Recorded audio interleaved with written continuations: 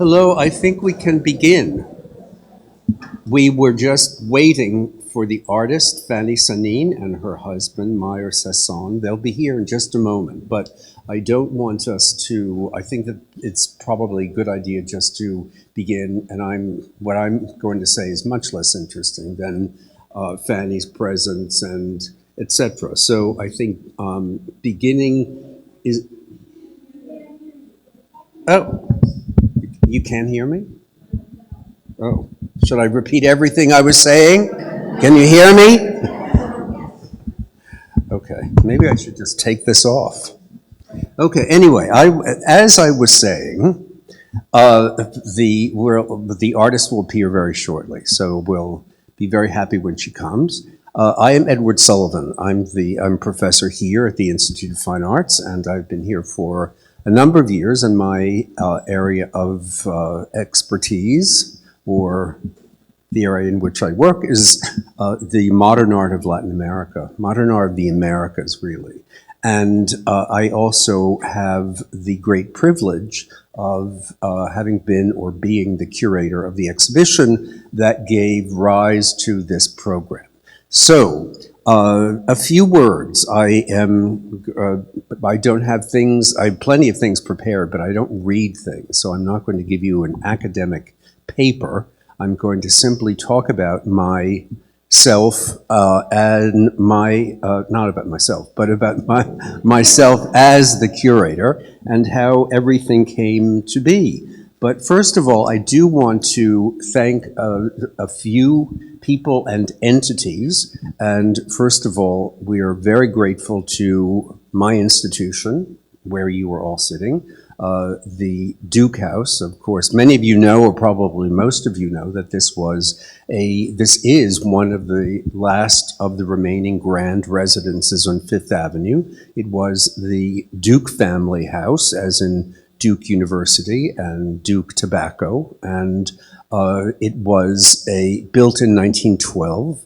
And this was the music room, the ballroom, and just above us is where the musicians would play. And it became part of NYU and part of the Institute of Fine Arts, which had been founded a number of years before and was in various venues on the Upper East Side to be close to the major museums in New York. That was very much on the mind of the founders of the Institute, which is one of the, I think, 15 schools of New York University, like the School of Arts and Science and the Law School and the Tisch School of the Arts, etc. This is a small, but of course, very important school. And it has educated a number of generations of art historians who have been professors, who have been museum curators and museum directors, and all sorts of significant roles in the art world, and who now populate all of the continents, I think, except Antarctica. Or maybe there's a stray art historian in Antarctica somewhere that I don't know anything about, but the Institute has been one of the principal I think, conduits for the development of the field of art history and fine art conservation, because we have the Conservation Center just across the street. So it is a place that has generated a great deal of work and a great deal of knowledge. And I am very privileged to say that I've been instrumental in some way in fostering interest in the Americas, in principally modern, but also pre-modern art of the Americas. That includes the Caribbean, the Central and South America, and the diaspora. You can't speak about Latin American art without talking about its diasporas. And it is precisely a diasporic artist that we are celebrating with this conference. And Fanny Sanín, who is originally from Bogota, Colombia, has lived in New York for over 50 years, and so she is certainly a member of the diaspora. And so the Institute just to go back a little bit to our venue, has been a place, I think, where not only knowledge has been disseminated, but enthusiasm and understanding of what the various ways of art and art history can be construed. So art history is sometimes thought of as a very academic undertaking. And sometimes even one of my own heroes, Barack Obama, President of the United States, once made a terrible faux pas, I think, by saying in one of his talks, well, can you imagine what you can do with an art history degree? I wasn't there at the time, but I heard him say this, and there was a lot from the art historians and from others of pushback, as they'd say. So, yes, you can do a great deal with an art history degree. So, the Institute is to be thanked. The Americas Society, the venue of the exhibition, has to be thanked a great deal because not only the director, Aimé Iglesias Lucan, who was here, and Carla Lucchini, who is the director of events and put this event together, have been among the absolutely brilliant and wonderful members of the staff, the team, I guess you could say, at the Americas Society, and also the Terra Foundation.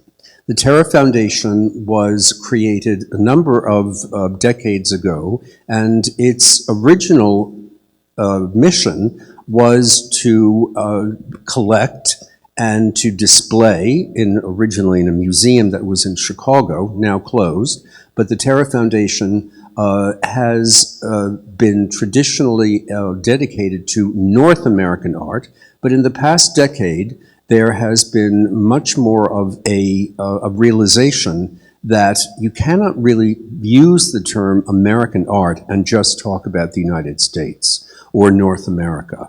And therefore, this enlightened organization has dedicated its philanthropic activities to fomenting interest and understanding of the Americas as a larger unit that stretches from the Arctic in Canada to the tip of South America. And they have given us the funding, or part of the funding, for this event. So those institutions must be thanked. I wanted to make a few remarks about my own integration into this project and the reason why I became the curator of this show. And I wish Fanny were here, and she'll be here in just shortly. She's coming now? Okay. Well, maybe I'll save my encomia, to use a word I love, for her arrival. But at any rate, I have long known Fanny Sanín since the early 90s, and I proposed the exhibition to the Americas Society because I have really dedicated a great deal of my energies to women artists from Latin America. And just to give you an idea of some of the things that I think have maybe created a greater openness, and I'm by no means speaking just as an individual, because all projects, like many books, certainly exhibitions, conferences, are made up of group efforts. And my greatest pleasure is to work in collaboration with my colleagues and friends, and this is what I've done throughout my career. So, for example, in 1990, I was a curator of an exhibition that opened at the National Academy Museum, which sadly no longer exists. It was uptown, just north of the Guggenheim, and it was called Women in Mexico / La Mujer en Mexico. And it was an exhibition that showed Mexican women artists from approximately 1922, the to the then present. And so I was very interested in creating such a platform for artists from Mexico. Here is the object of our desire and our admiration.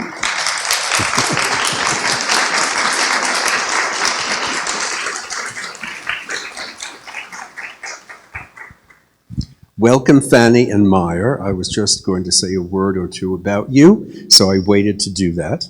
And I was also speaking about the importance to me of exhibitions and writing about women artists, particularly in Latin America.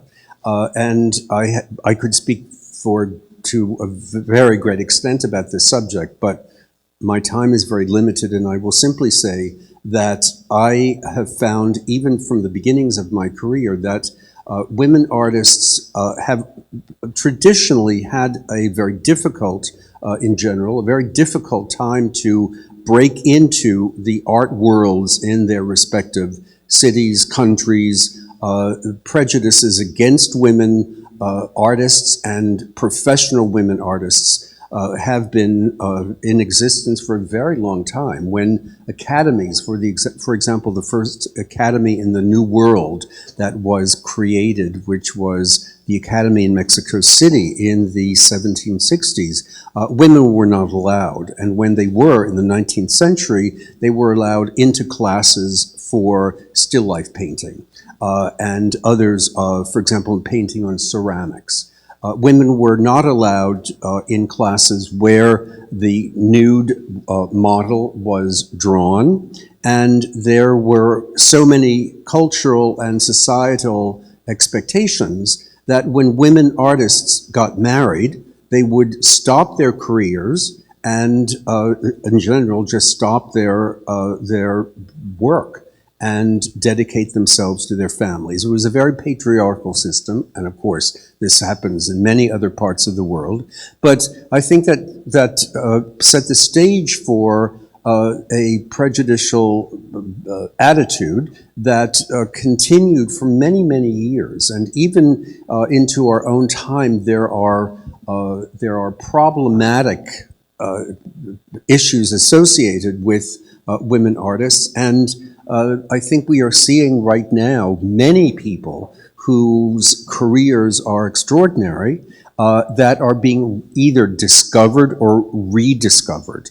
And Fanny Sanín has had a career of many, many years. She has had many solo exhibitions in her native Colombia.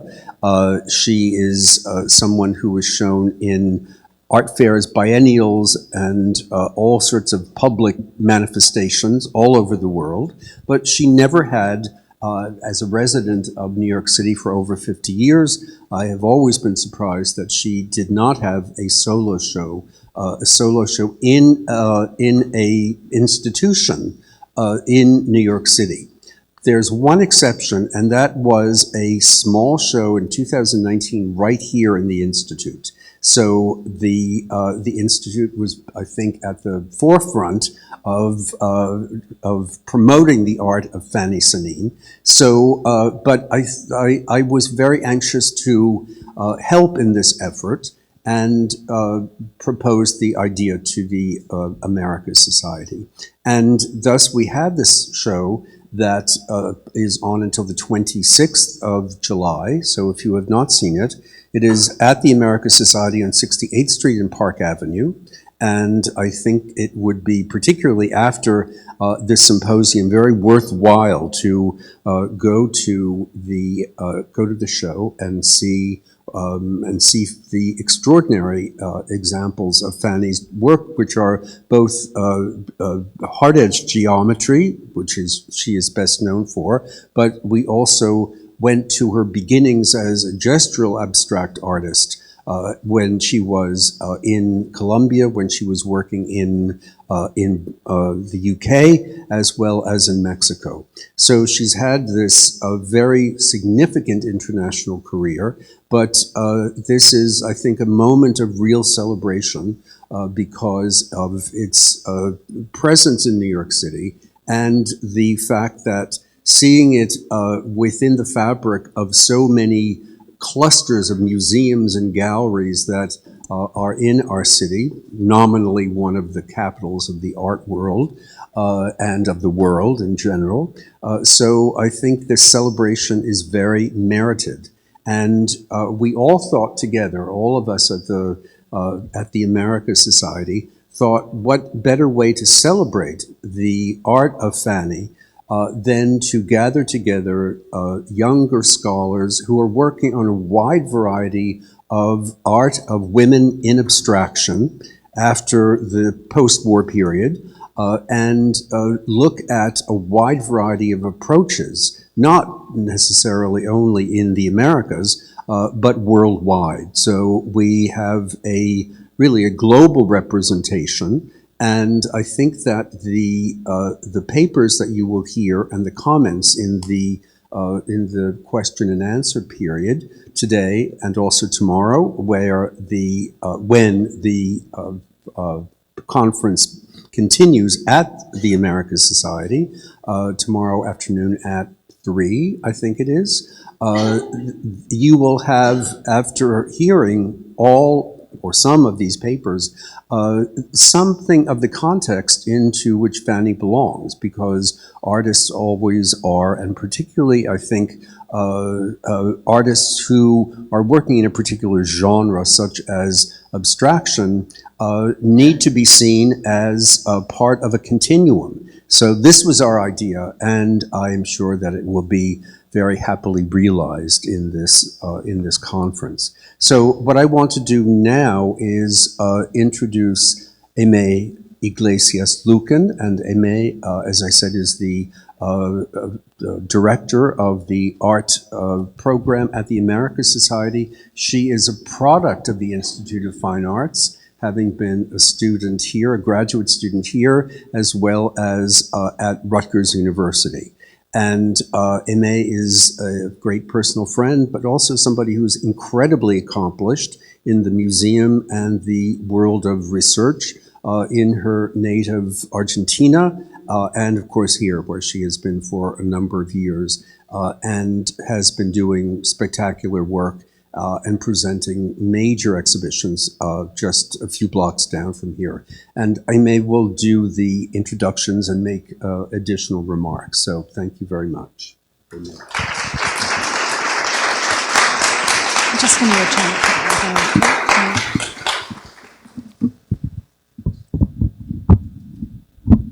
Thank you so much, Edward, for that incredibly generous introduction. I think I speak in the center. Okay. I think I speak for many of us in this room when I say that we're all here thanks to you. Yeah, I was told I have to sit in the middle, but do you hear me better? Anyway, so yes, we're all here thanks to you, Edward. Thank you so much, and thanks to Fanny and the artists like her who really create the products that we just get to comment and to praise. So I'm just going to introduce our first panel. As an overview, please make sure that you all get your copy of the program, where you can see the very complete biographies of our accomplished speakers.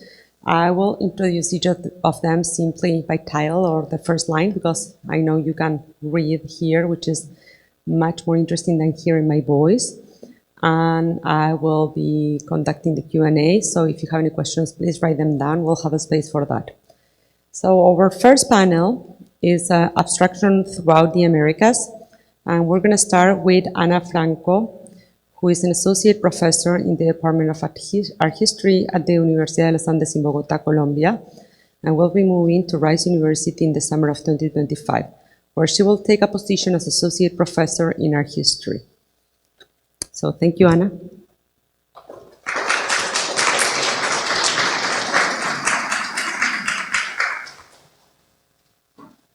Thank you, Aimé, and thank you, Edward, for the invitation to participate in this symposium. Thank you, Carla, and everyone who's been organizing this wonderful event. So they told me to place in the center. Can you hear me? Is it better now? Yeah? Okay, great. I'm really honored to be here today to return to the IFA, also my alma mater, and to celebrate the great and wonderful Fanny Sanín. Fanny, gracias por tu trabajo siempre inspirador y por estar aquí con nosotros esta noche, and thank you all for being here. I am going to do an academic paper, so I will read. Okay, so the paper I'm presenting today is part of my new book project, which studies the history of Colombian abstract art in the second half of the 20th century from the perspective of women artists and explores the relationship between abstraction, decoration, and craft throughout 4 decades from the 1950s to the 1990s and 4 different media: painting, sculpture, ceramic, and textiles. Today, we'll be looking at sculpture in the 1980s and 90s, focusing on Edelmira Boller's creative project, which is perhaps one of the most powerful statements of late modernist abstract sculpture in Colombia. Yet, her name and work are rarely mentioned in discussions of Colombian and Latin American art, and it seems that she is, as Fernando Gomez has claimed, the great mystery of Colombian art. In this talk, I want to introduce Boller's creative project of the 1980s and 90s as an example of how the study of new voices in art history can reveal hidden stories, challenge hegemonic narratives, and expand the horizons of our history, in this case of modernism and abstraction. To do this, I will first present Boller's sculptural practice in the 1980s and the transformations it suffered through the introduction of industrial waste and machine fragments as materials for her work. I argue that the juxtaposition of geometry and junk is meant as a critique of the excessive consumerism of late capitalist societies. I will then analyze the artist's decision to move freely between the construction of abstract sculpture and the design of furniture and utilitarian objects for interior decoration in the 1990s. My argument here is that by inserting decorative objects into the same circuits as the sculptures, Boller blurred the divisions between domestic and artistic spaces, thereby subverting the hegemonic narratives of modernism and abstraction that sharply separate these two worlds. So I'll start with geometric abstraction and the move to industrial waste. The uniqueness of Boller's creative project extends to her own career trajectory. She entered the art world at the age of 37 after divorcing her husband and sending her children to elementary school, which left her with plenty of time, of free time. Between 1973 and 1977, she took lessons at Colombian artist David Mansour's studio in Bogota, which was frequented by housewives in search of a hobby. Boller, however, decided to do more and became a professional sculptor. She first presented her works at Galería Belarca in Bogota in 1979. These early works used acrylic and metal sheets folded into geometric shapes, and here we can see 2 examples of those early sculptures. As Boller herself recognizes, her early practice was nourished by the work of Edgar Negret and Eduardo Ramírez Villamizar, who was actually a really close friend of hers. Negret and Ramírez were the pioneers of geometric abstraction in Colombia and prominent figures within the context of post-war Latin American sculpture. Her inclusion in the 2 versions of the show 6 abstract sculptures in metal, first in 1980 and later in 1982, confirmed her place within the sculptural scene of that period and revealed her plastic affinities with Colombia's most renowned abstract sculptors. For the most part, reviewers of Boller's early exhibitions insisted on the dependency and formal similarity of her works and those of the great masters, being sometimes labeled as an epigone of them and her work characterized as no more than derivative. Perhaps in response to these negative comments, by the mid-1980s, Boller moved on to a new material and creative strategy. In 1984, for her 3rd solo show at Galería Santa Fe in Bogota, Boller introduced her recent explorations with junk. Broken art, here on the left, for example, uses welded pieces of industrial waste, while Distiller on the right uses fragments of machinery. Boller encountered these materials in 1983, and from that moment onwards, she began to collect industrial waste and machine parts, which she acquired on her visits to the warehouses of household appliance factories in Bogotá, like the Centrales factory. Boller works with the scraps left of industrial productions, such as the ones you can see here.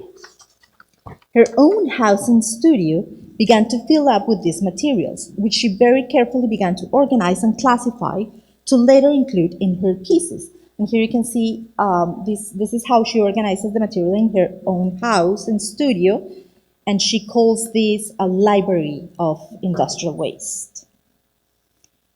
At first glance, Boller's use of waste and metal junk places her within post-war sculptural development such as Nouveau Realism and assemblages. In the Colombian context, these materials closely connect her to Felisa Burstein, who introduced junk in the 1960s and 70s. As Gina McDaniel Tarver has explained, Burstein's early chatarras embraced the dirty and ragged quality of the material as a commentary on the growing inequalities brought forth by modernizing and progressive official agendas. Boller, however, adopts a different approach to industrial waste. First, in contrast to Burstein's early junk pieces, Boller's sculpture retains some of the constructive and geometric approach of her earlier work. In this sense, she adopts a unique approach both to geometric abstraction and to waste and machine fragments, precisely because she juxtaposes two seemingly antipodal worlds. Second, although Boller's use of industrial waste can be seen as part of a larger critique of industrialization, in her case it carries a differentiated set of meanings and implications. As she later emphasizes, the practice of creating sculptures out of these materials is part of a recycling economy, one that cannot be understood independently of her identity as a woman. We can see here the feminine logic of reuse operating as a way to support a household economy. In fact, the artist herself emphasized this aspect of her creative project in relation to her mother's position as a homemaker. Boller has explained that she connected her practice of recycling to her mother's habit of mending and reusing old dresses for her before buying new ones. As a mother herself, Boller adopted the same recycling economy. Boller works of the 1980s, thus, can be seen as a critique of the industrialized capitalist world. But whereas other artists were concerned with homogeneity and the alienating features of industrial production, Boller is concerned with worries about the overproduction of new things in the context of capitalist consumerism. As she explained, and I quote, "My struggle is to help change the practice of excessive consumption, of use it and throw it away," end of quote. This aspect would become even more apparent in her later practice of producing furniture and utilitarian objects for domestic interiors. Now we move to sculptures to use. In 1989, Boller's artistic practice suffered yet another transformation. In addition to her sculptures, she began to design and produce furniture and objects for domestic use. She made these with the same materials she used for her sculptures, creating hybrids on the border between the artistic and the decorative. For example, in Half of the Sun, she used a washing machine drum that simultaneously functions as relief and light source. And in that time, the industrial scrap serves as both support and sculpture. Boller's transition to decorative art was organic. She began designing furniture and objects for her own home or her daughters as they began to need them. Out of her practice, her own house began to be filled with strange tables, chairs, lamps, armoires, dressing tables, and coat racks. Some of these objects are simple geometric forms, like the table moonkeeper on the left, and others are more complex, such as dresser with vanity eyelashes on the right. Since 1992, Boller has exhibited her sculptural works alongside furniture and utilitarian objects for the domestic interior in the same exhibition space. This approach has resulted in a synthesis between abstract and applied art, and an integration of the domestic realm into the domain of professional art. Boller's practice is especially interesting in the context of abstraction, since it transgresses the strict separation between the artistic and the decorative. In the history of 20th century art, such a separation has served to preserve the place of abstraction within the so-called high arts, and to distinguish it from the world of everyday things, and especially from the feminine sphere of the domestic and decorative arts. Avant-garde artists, especially those associated with abstraction, strove to distinguish between serious abstract art and the merely decorative. Such was the case of Vasily Kandinsky, who warned in 1912 that forms and colors on their own were no more than geometric decoration and not true works of art. In the post-war period, Clement Greenberg shared a similar view. He famously claimed that he saw decoration as a ghost hunting abstract painting, and declared that, I quote, "When the abstract artist grows tired, he becomes an interior decorator," end of quote. But it was not just Greenberg and his implied male artists who thought this way. Some female artists also tended to disdain the decorative. Eda Hesse, for example, claimed in 1970, quote, "I don't want the decorative to be used in any interview of mine, connected with my work. To me, that work, or the way I use or feel about it, is the only art scene." End of quote. Louis Bourgeois, on the other hand, stated in 1970, it was here. I'll go to the next one in a second.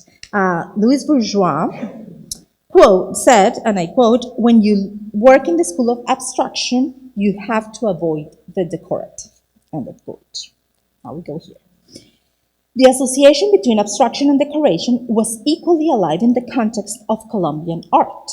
In 1964, the celebrated artist Fernando Botero attacked abstraction in an interview, claiming that abstract painting is only used for upholstering furniture and decorating curtains. Botero's statement reflects his belief that the association with decoration undermines abstraction's artistic value, and as a result, he dismisses abstract art as mere decoration. Within this panorama, Boller offers an interesting counterpoint by locating her practice on the fringes between abstract and decorative art, and explicitly denying the separation between sculpture and utilitarian object. As such, she moves fluidly between the practice of both. In her own words, I quote, my intention is to make neither a sculpture nor a lamp. It is simply to assemble, harmonize, and disharmonize. The idea that functional things stop being sculptures isn't so true," end of quote. Her functional objects, thus, are labeled by the artist herself sculptures to use. With this, the artist proposed an inversion of the value scale for the artistic and the utilitarian, and assumed a de-hierarchization of the arts, design, and the decorative. This was especially evident in Boller's international exhibitions in the mid-1990s, which demonstrated the radical nature of Boller's proposal by showing her utilitarian and decorative objects in the same space as the sculptures. And here we can see on the left an installation shot of her show in Germany, and on the right the cover of the exhibition catalog for her show in Caracas, and both occurred in 1996. With this strategy, Boller took a step further in breaking down hierarchical valuations of art and decoration and brought the domestic into the realm of art. In doing so, she challenged dominant interpretations of modernism and abstract art, which firmly separate these two realms. As our historian Christopher Reed explains, quote, "When we think of modern or abstract art, we do not generally think of domestic imagery or objects for the home," unquote. Indeed, the hegemonic histories of modern art, and especially the narratives surrounding abstract art, have banished the domestic sphere from the artistic positioning the home as the antipode to high art. In her attempt to blur the boundaries between abstract sculpture and utilitarian object, Boller shatters this assumption and effectively inserts domestic life into the realm of art. In a way, this approach is not entirely novel. Since the 19th century, with the invention of the modern concept of family, the domestic has been considered the privileged space of women, and our stereotypes of femininity surround domestic and household labors. As such, the insertion of domesticity into the sphere of the artistic has been a common strategy in the work of women artists. In this sense, that Boller, as a woman artist, should insert the domestic into the artistic sphere, supposes a particular inscription of the feminine and the privileged spaces of femininity. However, in contrast to other women artists, Boller moves beyond merely representing or referencing domestic space and its objects in art.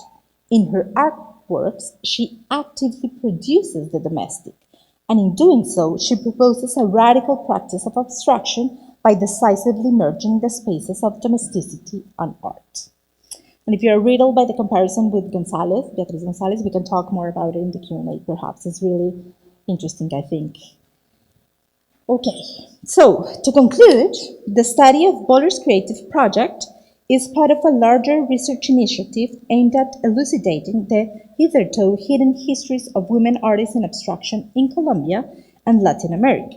One of the main goals is to integrate these voices into the global history of abstract art. Furthermore, it responds to a broader interest among academic and museum circles in highlighting the contribution of women artists to the history of 20th century abstraction. This symposium and the retrospective of Fanny Sanin's work are telling examples of this trend. Significantly, they demonstrate that the history of abstract art is far from a monolithic process carried out by mostly male artists. Instead, they show that the search for abstraction has been shaped by a diverse array of interests and individuals. Boller's abstract practice serves as a striking example of this. Thank you very much.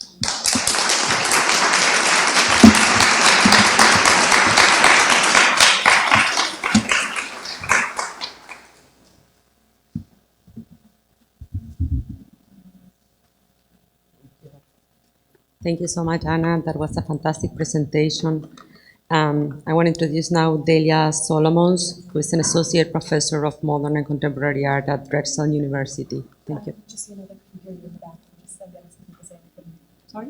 They can't hear you in the back. I'm so sorry. Okay, I'm going to repeat. Delia Solomons is an associate professor of modern and contemporary art at Drexel University. Hi. Can you hear me? Yes? Okay. I'll project as loud as I can. Just a few quick thank yous. Thank you to Edward. He was my dissertation advisor. I'm so grateful for his mentorship. Ame, thank you for having us here. You know I love your work. I mean, this must be the place that's still like a touchstone for me. Carla and Nadia for your organizing. And I'm so happy to be here to celebrate Fanny Sanin's work. I want to start by acknowledging that with a presentation on Marisol, I'm a bit of an intruder here.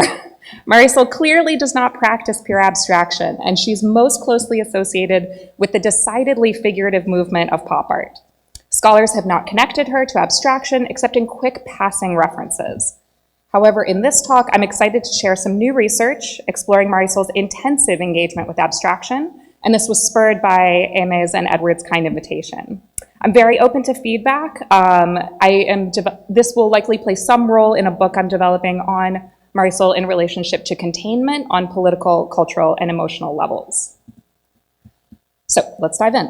Marisol, a Paris-born Venezuelan-American artist who settled in New York in 1950, actually started out painting in an abstract expressionist vein, circulating with the Cedar Tavern crowd and taking classes with Hans Hofmann.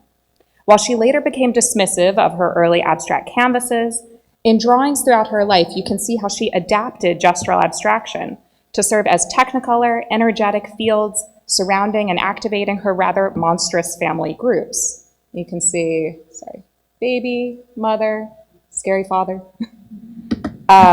She shows that the tumult and agita many abex artists invested into broad, lofty themes can perhaps also be applied to family dynamics, to the tensions of domestic coexistence. When asked why she abandoned painterly abstraction, Marisol described the shift as an attitudinal rebellion against the pompous, solemn language of the abstract expressionists, which she, quote, just didn't get. Everything was serious. I started doing something funny so that I would become happier, and it worked, end quote. Marisol indeed became famous for her humor, specifically her sculptural satire about society's pretenses and habits. Today, I want to explore how she also drew abstractions, pretenses, and discourses into her crosshairs. Interestingly, while Marisol's hallmark sculptures of the 1960s contain no gestural abstract passages, no residues of those abex origins, they are replete with references to geometric abstraction. Multiple works include flat panels of the primary colors red, yellow, and blue, those elemental ingredients explored by abstract artists like Rodchenko, Modrian, and Kelly. I also, of course, want to acknowledge that those are the colors of the Venezuelan flag as well. But when Marisol included the primary colors, sometimes they were in the order of the flag and bearing those nationalistic references. Other times they were in distinct orders, and so she's clearly engaging the primary colors as well. Here. Marisol's work also nods to Joaquin Torres Garcia, given their shared interest in primary colors, rough-hewn wooden constructions, and the rigorous intermixing of abstraction and figuration. Marisol also cites the monochrome via several of its most pursued colors, whether blue like Yves Klein and Elio Itizica, or the black of Malevich, Reinhardt, and Lygia Clark.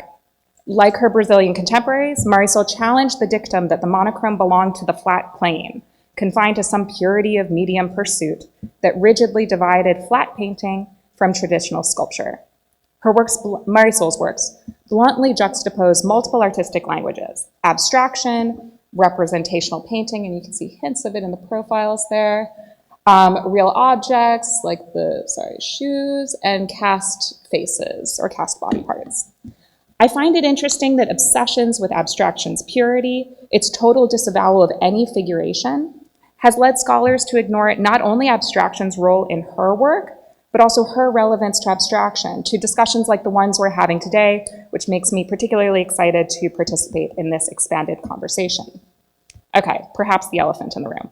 If I'm claiming to talk about Marisol and abstraction, I can't go a step further without discussing how her figures look like minimalist sculptures that have surreally sprouted heads and hands. Marisol acknowledged this herself in 1966 when she rather cheekily said, quote, "If I removed the heads and ornaments from my work, I would have minimalist sculpture," end quote.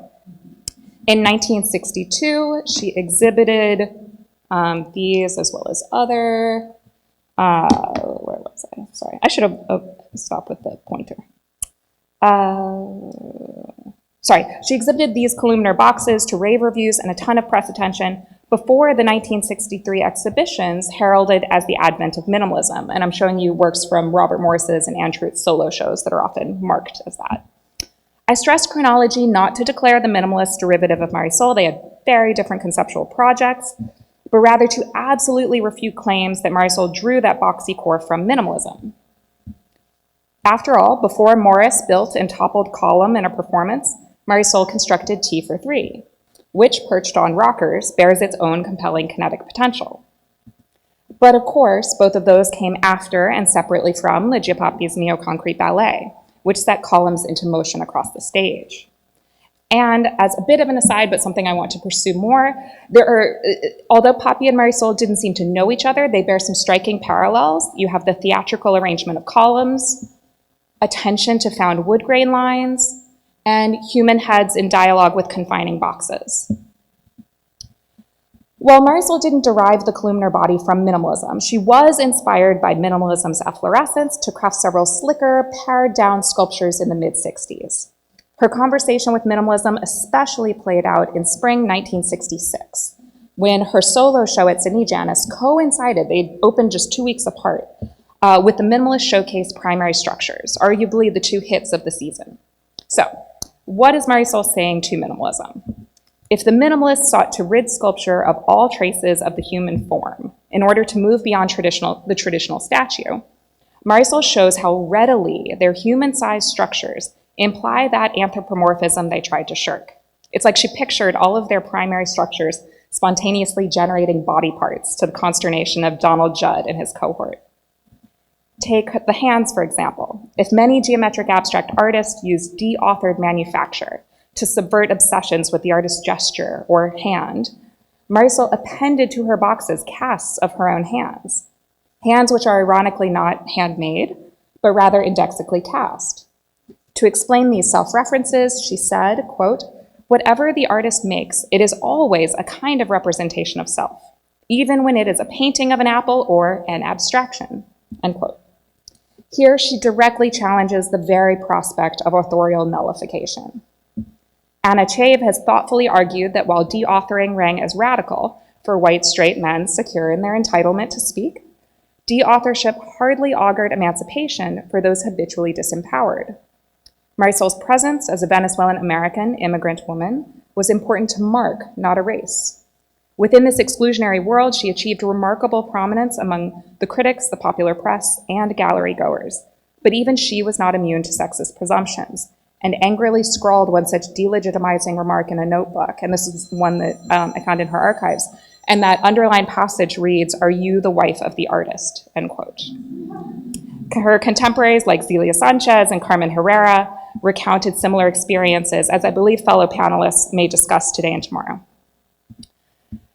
Importantly, Marisol didn't just introduce the body, but especially women's bodies, into a minimalist terrain dominated by men and steeped in masculinist discourse. And yet, this is very interesting and important to me, she does not give uniform treatment to women's relationships to bodiliness. Her women variously curve organically to articulate hips, erase bodily prescriptions, like this kind of denial of the body of that flat kind of black monochrome on the front of 6 women, or with this portion, some of her figures bear rudimentarily pasted on breasts, reflecting the constructedness of gender. A rather compelling discrepancy arises when we contrast 2 contemporaries' fusions of abstraction and breasts. Marisol's blatantly tacked on falsies, underscoring constructedness, versus Zelia Sanchez's sensuous, elegant, swelling forms, issuing their own challenges to misogynistic minimalism and the heteronormative gaze. Across Marisol's Sydney Janis show, she also seemed to jab at a patriarchal culture that detested the ornamental in art, yet systematically pushed women into ornamental roles. One could even argue that by dressing up minimalist boxes in elitist clothing, she perhaps scoffs at their claims that they inherited the constructivist socialist roots of abstraction. She shows that those boxes are just as embroiled in elitism and late-stage capitalism as anything on the art market. In April 1966, 3 different artists exhibited for the first time their leaning columns, all made without knowledge of each other's projects, all related to minimalism, yet deemed peripheral. While included in primary structures, Ronald Bladen was generally excised from the core group for embracing dynamism, as was Judy Chicago for being an LA-based woman who employed pastels and social references. Her rainbow picket, which I'm showing you here, alludes to the widespread protests picketing the Vietnam War and institutionalism broadly. Her beams seem to pierce or push the institution holding them. Marisol's forms lean too, but in contrast to Bladen's suspenseful tipping and Chicago's pushing, piercing, these women just look exhausted, fatigued by daily convention, and perhaps asking if we as humans have become as cold, serialized, and undifferentiated as Bladen's leaning rhomboids. These women are maybe even exhausted by all of those damn minimalist boxes, cited in her very forms, and by those polemics the minimalists generated. There's an interesting inverse that I'd like to explore more, not in this talk, because I'm getting through this as quick as I can, between the minimalist abundant rhetoric, I mean tons and tons and tons of words to explain spare aesthetics, versus Marisol's famously spare rhetoric. She had this so-called mythic silence that needs a lot more unpacking, in contrast to her maximalist use of a number of distinct styles in single works. Okay, this is my last little package before I wrap up. Marisol also engaged a wide swath of abstract practices corralled into the responsive eye, often deemed op and kinetic art, even though the artists generally rejected those terms. This blockbuster attracted the largest audiences in MoMA's history up until that point, and Brian De Palma's documentary of opening night captured the gamut of reactions. Some raved the show was marvelous, fun, intriguing, a brilliant concoction, while others were less enthused and called it a racket, sensationalism run amok. Sincerely, it is terrible, end quote. As I'm watching these reactions in the film, a familiar face suddenly pops on screen. Marisol was at the Responsive Eye opening. She was brief in her remarks, typical of her, but enthusiastic, a bit less typical, declaring that she liked this kind of art and would hang it in her home. In fact, she did just that with works by Richard Anuszkiewicz and Heinz Mack. She did not have a robust collection, so their inclusion is notable. In the Responsive Eye, Marisol would have seen Julio Leparc's mirrored boxes as she was developing her magnum opus, The Party, perhaps inspiring her to create her own similarly sized black and white mirrored box. In both works, the viewer's shifting vantage point activates the core experience, setting Leparc's morphing lines into motion or duplicating Marisol's selfhood into new copies. Marisol also would have seen these works by her Venezuelan compatriots, Diego and Carlos Cruz Diez. Their tightly arranged parallel lines find a surprising afterlife in skirt form in Marisol's herd of dealers. The figure in that skirt has dramatically projected eyes, perhaps cartoonishly enacting the eye's heightened experience with op and kinetic art. While I do think Diego and Cruz Diez are relevant here, the more apropos citation is perhaps fellow Venezuelan artist Jesus Soto, who declined participation in the Responsive Eye, but whom Marisol knew and admired. I'm interested in how Marisol, Soto, Diego, and Cruz Diez variously engaged fixity versus movement, viewer activation, materiality, and developmentalism. And even how Marisol ingeniously used wood grain lines to not only articulate the body's curvature, but also to generate a pulsating energy akin to the linear rhythms explored by her abstract contemporaries. Marisol also would have seen the work of her op artist friend Richard Anuszkiewicz in The Responsive Eye and in the show Americans 1963, which included both Marisol, you can see her works at the top, and Anuszkiewicz on the bottom. Basically, they knew each other. Both were represented by Sidney Janis. Marisol owned one of his works, as I showed you. There it is. And she even had several of his solo show catalogs in her library. Anuszkiewicz's pulsating technicolor radiating patterns likely influenced those Marisol developed in the mid-60s, where Anuszkiewicz laboriously hand-painted his compositions with aids like tape and rulers. Marisol used ready-made stencils culled from architecture and interior design, including wood or metal decorative screens, which I'm showing you here. This slide just briefly shows they really were fashionable at the time. You can see the screens, shown in Life magazine, a prominent stenciler profiled in the New York Times. You can see these screens in the background of some of her archival photos. The one I'm showing you here is the design for the blue and red patterns in the party. Typically, she was just using them as stencils, but sometimes she also included them as ready-made material, which I'm showing you here in that figure from the party. She also used, and on the left here, these are some stencils that we found in her archives, which she could have possibly made, but you could also purchase those from art supply stores in the 60s. And you can see how she's applying those to works in the mid-60s in numerous instances. Okay, now a key question. What was Marisol saying by taking all of this kinetic and op line work and patterning and rendering them into skirts, dresses, and fanciful sun hats? She seems to delight in piquing sensitivities that surrounded the Responsive Eye, when numerous art critics maligned the too close relationship between op kinetic art and correlating aesthetics in fashion and design, underscored in the pages of Vogue and Life, many other things, and in ads for cars, Tampax, and well-placed anti-vertigo medication. De Palma spotlit this phenomenon in his film, interviewing women about their op-inspired outfits, and even documenting collector and clothing manufacturer Larry Aldrich's rather long bragging session about appropriating paintings, including the Bridget Riley to his side, to create fabric patterns for dresses. Riley was famously appalled and seriously considered suing Aldrich. Marisol was aware of these conversations splashed across the press. Her friend Anuszkiewicz was also one of the 4 artists transformed into fashion by Aldrich, but in sharp contrast to Riley, he was a more ready participant and worked with multiple companies to design coasters, rugs, fabrics, and wrapping paper. By rendering her citations in the form of clothing, Marisol creates a feedback loop, reintegrating kinetic op-inspired fashions back into art, rather needling at the purists who sought to redraw a hard divide feigning separation of art and design, art and commerce, which the pop artist had just thoroughly debunked. Okay, and wrapping up now, my last question. And what about the fact that minimalism is mixed into this story? Because of course the dress's structures recall minimalist boxes. By intertwining, that's the word I wrote, specifically minimalism and op, as seen here, Marisol seems to argue that these concordant abstract practices can cohabitate, even though they've been polarized by critics who reductively declared op excessively visual with no conceptual rigor, and minimalism its inverse, all high concept with almost nothing to look at. Furthermore, if multiple op, kinetic, and minimalist artists, as Anna just showed, rebuked terms like decorative, ornamental, and design, Marisol cheekily stitches them all back together. I think it's telling to place Marisol in conversations with two rather remarkable designs from 1966.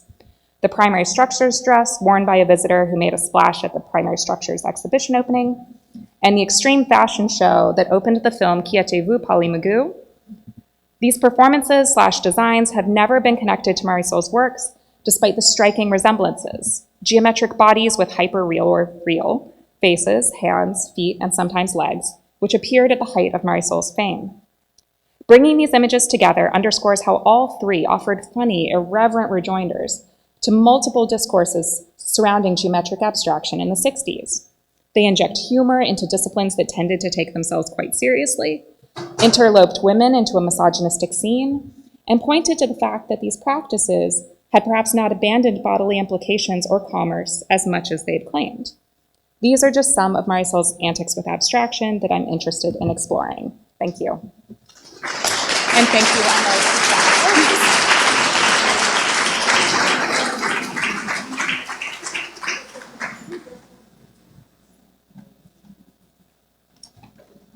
Hello, hello. Thank you so much, Delia. We're going to hear now Francesca Ferrari. She's an art historian specializing in early 20th century European and Latin American art. She is currently a postdoctoral fellow at the Leonard Lauder Research Center for Modern Art at the Metropolitan Museum of Art, having obtained her PhD from the Institute of Fine Arts, New York University.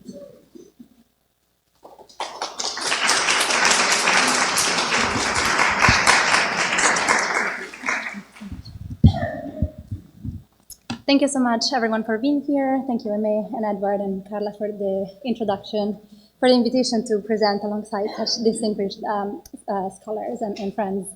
And of course, congratulations to Fanny on a stellar exhibition, and Edward and Carlos Mata for the design. So, great. I'm also going to infiltrate a little bit of figuration. You can hear me? What about now? Can you hear me now? Closer to the mic, like this? No? Fatima? Over here? You're gonna raise the volume, okay? All right. Let me know when it works. Is it working now? Yes? Okay. Thank you. So I'll thank again Aimee, Edward, and Carla for their kind invitation. Thank you for the amazing, to the amazing IFA team for the organization. And congratulations, Fanny, Edward, and Carlos Mata on a stellar show. So I'm going to present a somewhat speculative paper, and again, like Delia, infiltrate a little bit of figuration in a symposium on abstraction. So the title of my paper is Out of Chance and Curiosity, the Oil Transfer Drawings of Mira Schendel and Paul Klee. In 1977, the Swiss-born Brazilian artist Mira Schendel wrote a text that explained how she began to use rice paper, a material that she was gifted in large amounts, sometimes in the mid-1960s. From then on, rice paper became central to her practice and played a major role in shaping what are now considered some of the most extraordinary abstract works developed in the Americas in the post-war period. In a remarkable passage, Schendel recounts that her adoption of rice paper transpired, quote, out of chance and curiosity, end quote, and that the first works to emerge from this encounter were the so-called monotypias, or monotypes, of which she made over 2,000. Her anecdote reveals three key facts about these singular works. First, they were not preordained, as it was the rice paper that found Schendel and not the other way around. Second, this material was very fragile. In her words, quote, "It tore, it couldn't stand water, couldn't stand anything," end quote. To comply with these limitations, Schendel looked to the printmaking technique of the monotype so that she could be able to draw on the delicate surface. Lastly, Schendel hints that the umbrella title of these works, monotypias, is somewhat misleading. In fact, the monotypias are not monotypes. That is, they are not one-of-a-kind prints impressed all at once from a single matrix. Rather, they are drawings that Schendel traced indirectly through a peculiar process that has little precedent in the history of modern art. And this is the process of oil transfer drawing, and it is one that Schendel's compatriot, the Swiss artist Paul Klee, pioneered between 1919 and 1925, about 40 years before she received the gift of rice paper. The comparison to Klee is quite frequent in studies of Schendel, but it hardly ever goes beyond the fact that both artists experimented with simple graphic signs. Today, I would like to consider what the transfer drawings of Schendel and Klee can tell us about the actual commonalities in their practices. What I'm interested in is not so much whether Klee's works influence Schendel's. As it will become clear, their transfer drawings look quite different from one another and entail distinct procedures. Instead, I want to explore how this unique technique enabled both of them to redefine drawing as an interactive practice that centers touch, even as it distances the artist's hand from the final work. Whether Schendel saw Klee's transfer drawings before developing her own in the mid-1960s, and whether she could evince his method by looking at them, remains a matter of speculation. Whatever the case, it is worth mentioning that by mid-century, Klee's fame has spread wide in Brazil through the circulation of publications that often illustrated his transfer drawings, such as a volume dedicated to his graphic output by the German art historian Will Grohmann. Klee's first exhibition in the country took place at the Second São Paulo Biennial in 1953, the same year in which Schendel moved to the city.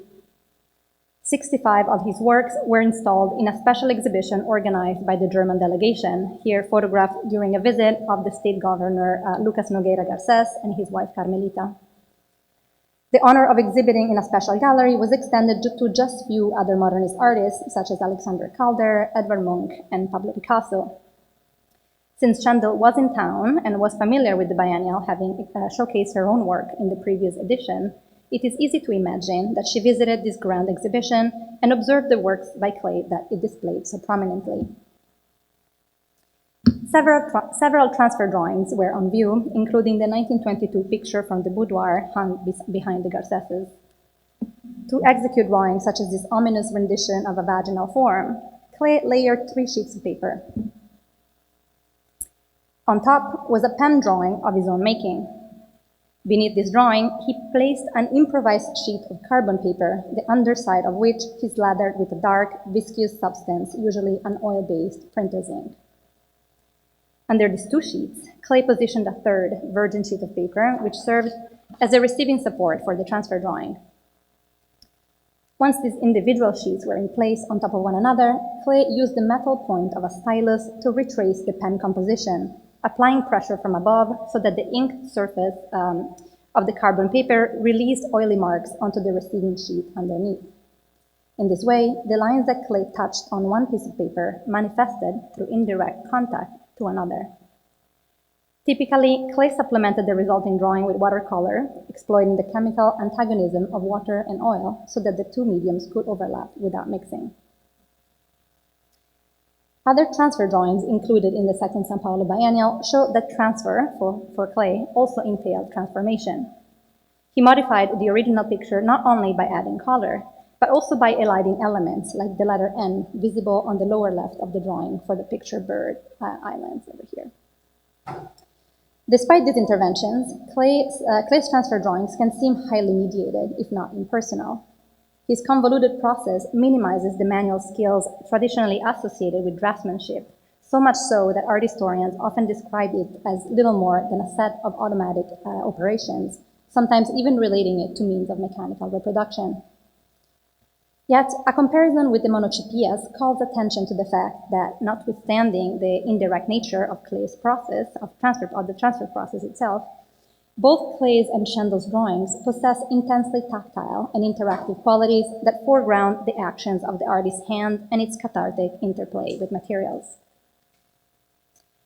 This contact sheet of photographs, taken on occasion of an early solo show of Schendel's work at the Signals Gallery in London, captures a fraction of her enormous corpus of monotypias and illustrates the distinctive look of these works. Each consists of a monochromatic drawing on a rectangular sheet of rice paper, usually oriented vertically and measuring approximately 18.5 by 9 inches. Where Clay deployed transfer drawing to render scenes rife with mysterious but loosely naturalistic figures, Schendel restricted her repertoire to abstract lines that float in the otherwise unmarked space of the paper. Her graphic inscriptions are simple and elemental. Sometimes they rest alone on their diaphanous support, others they come together to form ambiguous symbols such as arrows and dashes or regular structures like spirals and crosses. In some cases, Schendel also scribbled words in various languages that she spoke fluently, Italian, German, Portuguese among them, usually modeling her handwriting to emphasize the formal qualities of writing to the detriment of its semantic value. All her marks are visibly drawn by hand and are more than a little uneven, albeit somewhat geometric. These signs are seemingly clear and easy to apprehend, but they fail to cohere around one straightforward meaning. Their slipperiness has encouraged scholars to describe the monotypias as sets of abstractions adrift in the see-through space of the paper, weightless both in visual and conceptual terms. However, like the monotype technique from which they take their name, the monotypias are rich with textural qualities, and the process behind them is manifestly haptic. Schendel's process was more hands-on than Clay's. For one, she did not transpose a pre-existing drawing onto a different composition, and neither did she adopt an intermediary sheet of homemade carbon paper to apply pigment. As Schendel reveals in her text, she handled the rice paper directly, borrowing from printmaking the compression of sheet and matrix to avoid tearing the fragile surface. To make the monotypias, Schendel covered a smooth sheet of glass or metal with an oil-based ink not unlike the one that Clay used. Then, she sprinkled the inked sheet with a layer of talcum powder to prevent it from sticking too readily to anything it came in contact with. Finally, she carefully set a sheet of rice paper over this matrix, and much like Clay did with the stylus, she used her fingernails or other pointed tools to impress linear forms onto the back of the sheet. Because the paper she used was so thin and porous, her lines did not merely imprint on the back of her sheet, but surfaced to its outermost level, becoming embedded in the body of the support. To put it differently, the monotypias are drawings that inhabit simultaneously the recto and verso of the sheet. Although Schendel did not actually touch the ink, the quasi-transparent surface of the rice paper allowed her to see how her lines materialized under the motions of her hand. In her testimony from 1977, she emphasizes the immediacy that she tried to convey in these drawings, writing of the monotypias, quote, "What concerns me is to capture the passage of immediate experience in all its empirical force," end quote. To pursue this ambitious goal, Schendel experimented with a wide range of strokes. Different-looking marks inhabit her drawings and often dwell side by side in the same composition. The varying thickness of Schendel's lines speaks to her savvy interaction with materials and provides insights into her process, from the sharpness of the instruments with which she caressed the paper, to the fluidity of the ink, to the smoothness of the matrix. Dark, bold strokes denote the pressure exercised by a fingertip or another blunt tool, as well as a very wet ink. In turn, light, fine lines evince the actions of sharper objects like a nail or the end of a brush, and perhaps the use of a drier medium. All of these transfer marks have contours that are feathery rather than clear-cut as they would be if they were drawn directly. Their irregular borders affirm the passage of the oily ink from one surface to another and elicit the matrix's release of pigment onto the paper.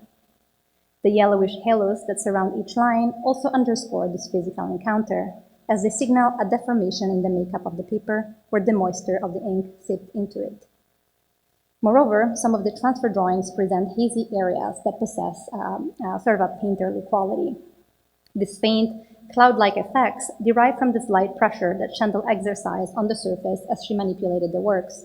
They registered the ghost of the inked matrix, implicating into the composition the presence of a surface no longer there. In different ways, the various marks in the monotypias index the interaction of pigment, paper, and the moving hand of the artist. They suggest that Schendel calculated some of the material effects that defined his works, but others were out of her control. As such, they give visual form to a prolonged tactile encounter that Schendel initiated, but which unfolded as the matrix released the oil-based ink and the fibers of the support subsumed it. The same was true of Klee's transfer drawings, regardless of the slight technical differences that distinguish them from the monotypias. Like Schendel, he cherished the unpredictability of this technique, not merely because it allowed him to simultaneously reproduce and breathe new life into his drawings, but also because it presented drawing as a partnership with his materials. If he relinquished control over the composition, it was for making room for marks that resulted from the friction between the sheets making up his transferring device. These usually manifest as marquee, shapeless oil stains that contrast with the clear graphism of the original pen drawings, and in turn call attention to the irregular thickness of the transferred lines. While many such marks appear to be accidental, Klee likely encouraged them into being. The darkened top corners of pictures from the boudoir, for instance, suggest that he delicately rubbed his palimpsest with the back of his hand, while 4 circular dabs at the center of the composition look like deliberate fingerprints. In other transfer drawings in the second São Paulo biennial, such as Song of the Mockingbird here, Klee juxtaposed these relics of the transfer process with loose blotches of watercolor. Both accumulations of pigment bleed well beyond the contours of the figures and disrupt the regular geometries that structure the picture, as if Klee wished to underscore their distinct textures and absorption into the paper. Here, as in the multifarious inscriptions in the monotypias, the traces of Klee's and Schendel's transfer process reclaim drawing as a phenomenon that exceeds the trajectory of the draftsman's hand and encompasses the diverse mark-making capacities of seemingly inert substances, like the sheets that the two artists interleaved and the pigments that they spread. This is where looking at Klee's and Schendel's transfer drawings side by side allows us to go beyond comparisons with mechanical means of reproduction and other examples of so-called modernist diskilling. Instead, this dialogue helps us grasp the implications of the two artists' willful removal of the tracing instrument from the site of inscription. Considered together, these works reveal that the physicality of transfer drawing is inseparable from Klee's and Schendel's shared embrace of signs created by external forces. In both cases, the touch of the artist moves a composition from one plane to another, at the same time as it lets the properties of materials define the final form of the work. As such, these two distinct bodies of work champion a notion of drawing that reflects the chance and curiosity that Schendel identifies at the origin of the monotypias, a drawing which mobilizes tactile encounters to probe the graphic potential of surfaces that come together in the here and now of lived experience. Thank you.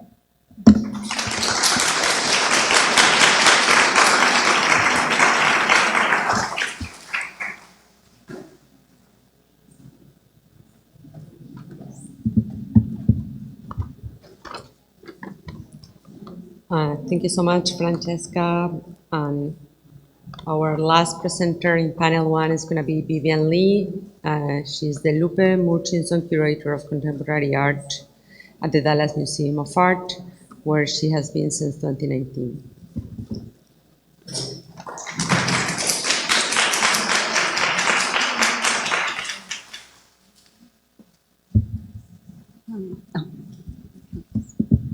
Just let me know. Can you hear me okay? Great. Thank you so much. Good evening, everybody. Just also would love to thank especially Edward and also Fanny for this wonderful invitation as well as inspiration for our gathering and for the extraordinary exhibition at the Americas Society, as well as Carla and also Nadia for co-organizing this so smoothly.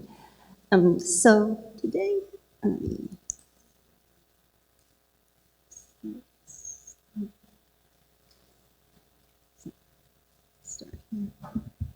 So today I would like to speak about Lydia Okamura.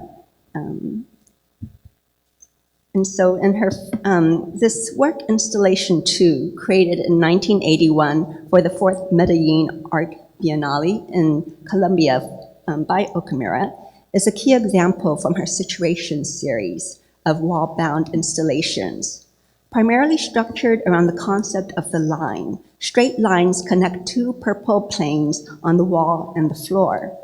In addition to organizing the composition, the lines give volume. The optical effect here is semi-illusionistic.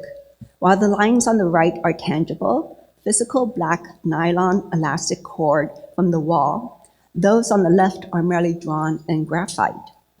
This oscillation creates an almost playful interaction, as if the shape is slipping between 3 dimensions and 2 dimensions simultaneously. The large-scale graphic drawing, painting, and sculptural elements creates a remarkable participatory engagement. While the pre-existing marks on the wall contrast with the straight and regular lines of Okamura's work, it also aptly highlights the temporary nature of her installation. Like a makeshift graffiti tag or apparition, it feels as if it can easily float away and disappear. Like a makeshift, once the exhibition closes, this work, like many of her other such installations, is meant to be painted over, ephemeral by design. Okamura has been receiving renewed attention in recent years, especially after her major US retrospective in 2016, curated by Rachel Adams at the University of Buffalo Art Galleries. That show helped bring to light her early years, first in Sao Paulo as an art student and emerging conceptual artist from 1970 to 1974, and then her move to New York in 1974 when she was just 26 to attend the Pratt Graphic Center. For today's discussion, I want to focus on the transitional period in her work, those late years in Brazil and early years in New York, when she started shaping her distinctive approach to geometric abstraction in architectural space. By the late 70s and early 80s, she had fully developed her unique wall installations. She has called these works, quote, feminist constructions, partly because of the light materials, elastic, string, wire, and graphite, but also because of how they resist monumentality and instead engage space in a very poetic way. Okamura's unconventional, ephemeral material choices date to her formative years in Brazil, growing up as a child of Japanese immigrants. Studying Portuguese in a Catholic school while her parents spoke Japanese at home, Okamura navigated multiple languages and cultures at a very early age. Like many other first-generation Japanese in Brazil, Okamura's parents immigrated before World War II to work in the coffee industry.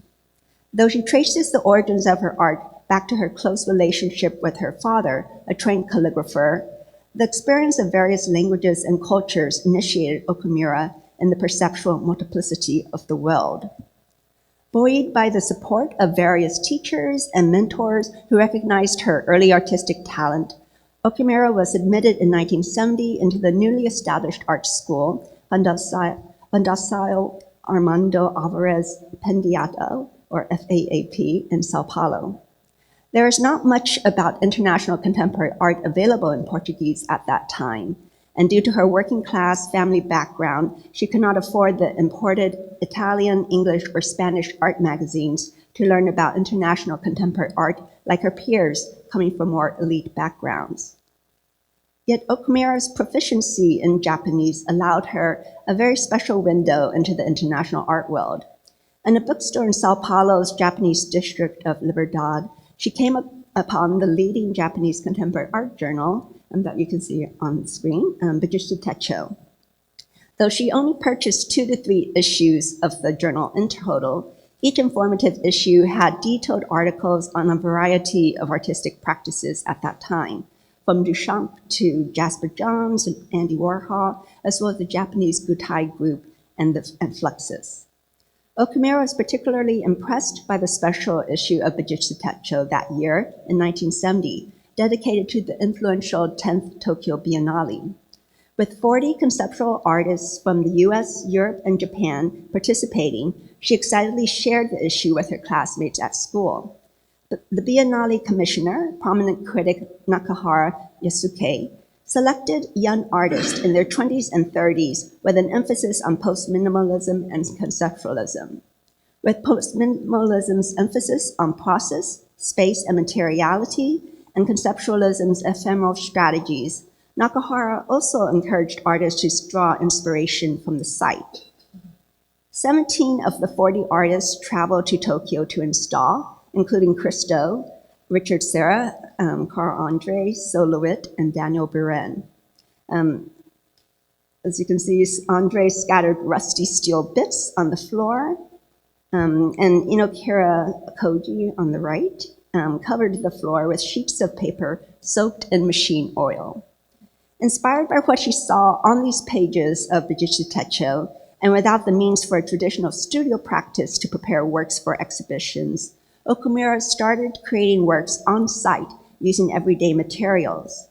Along with fellow artists Jennison Soares and Francisco Iñora, together as the short-lived conceptual collective Equipe 3, she would show up at exhibitions and simply improvise based on the space.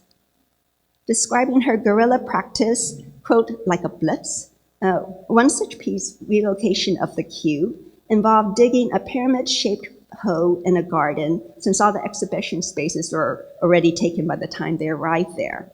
By placing a mirror above, it merged negative and positive space in a way that hinted at a full cube you never get to quite see. Other times, to secure space in an exhibition, artists had to enter a raffle.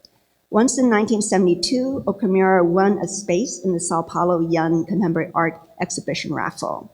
Learning that foreign artists such as Janice Cornelis and Daniel Buren, who submitted proposals as well, were automatically excluded because they were absent at the raffle, she staged in her space the work she called Including the Excluded, realizing their proposals to highlight the arbitrary nature of inclusion and exclusion in contemporary art spaces.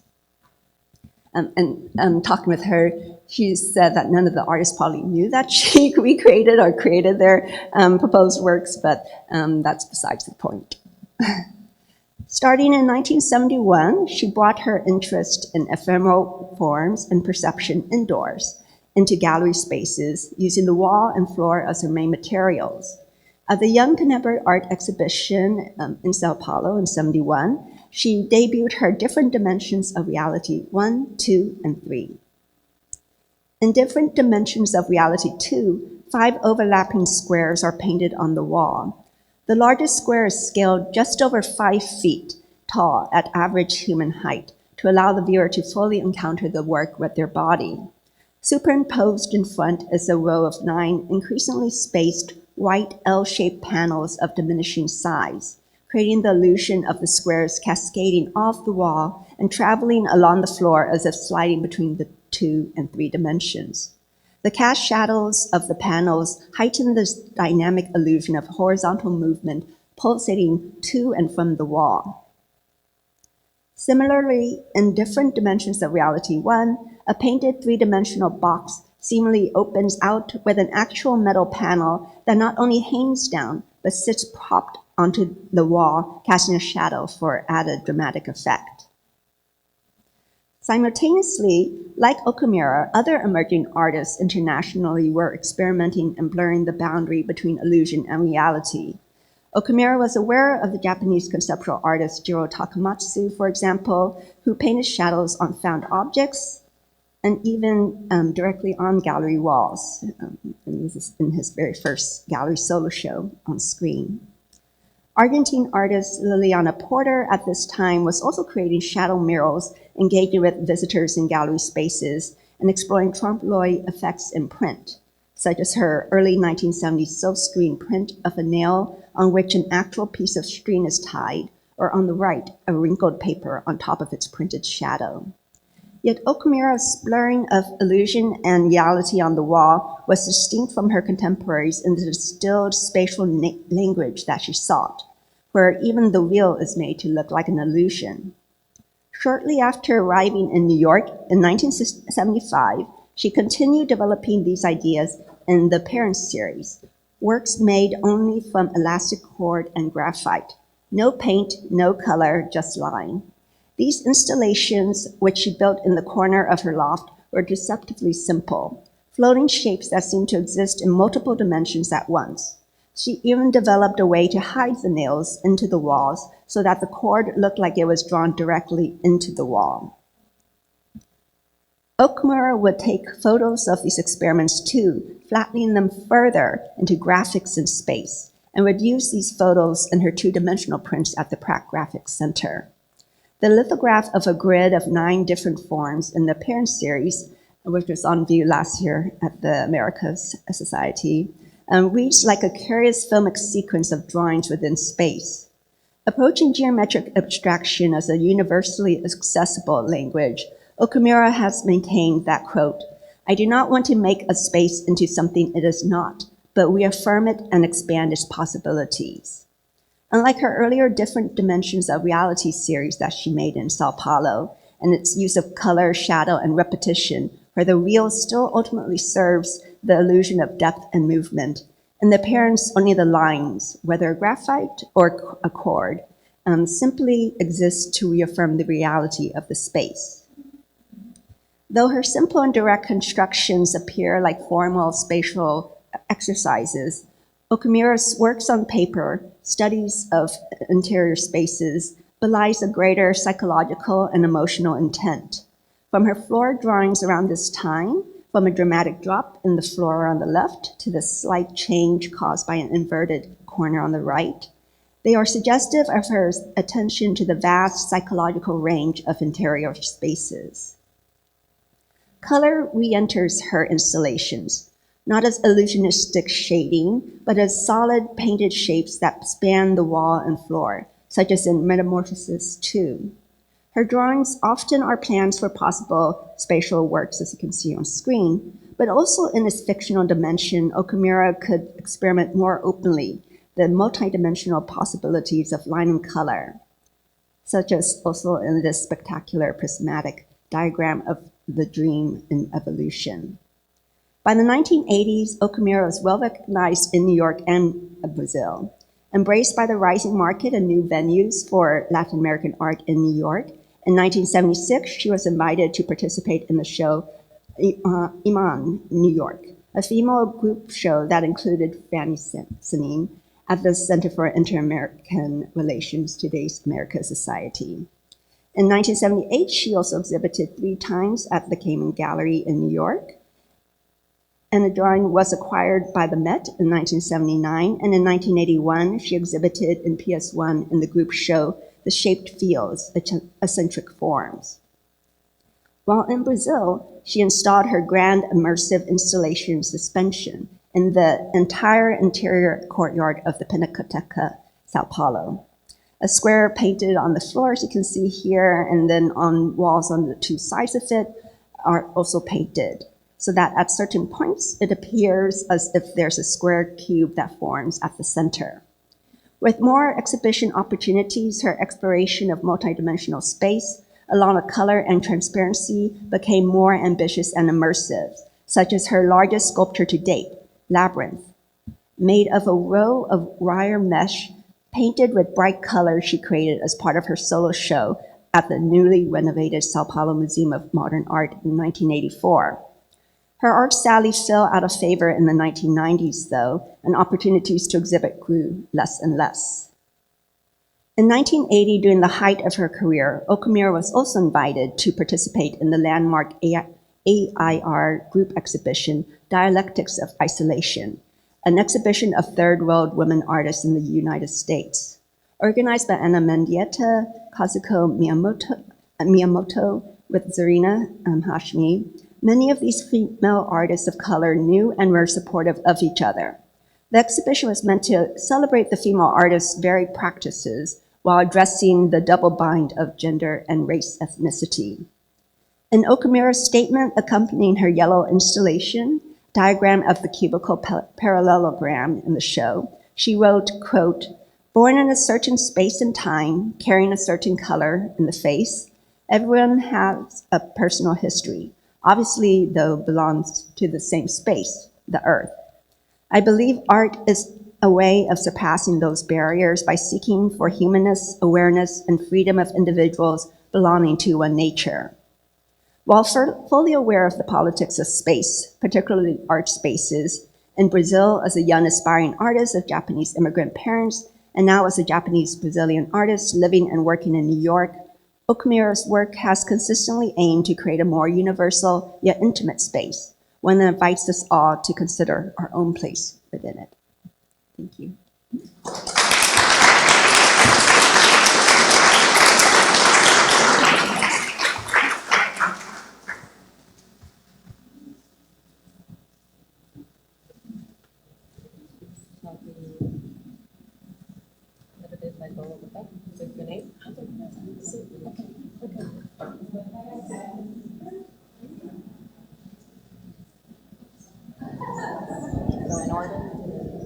Sure, or whatever, yeah.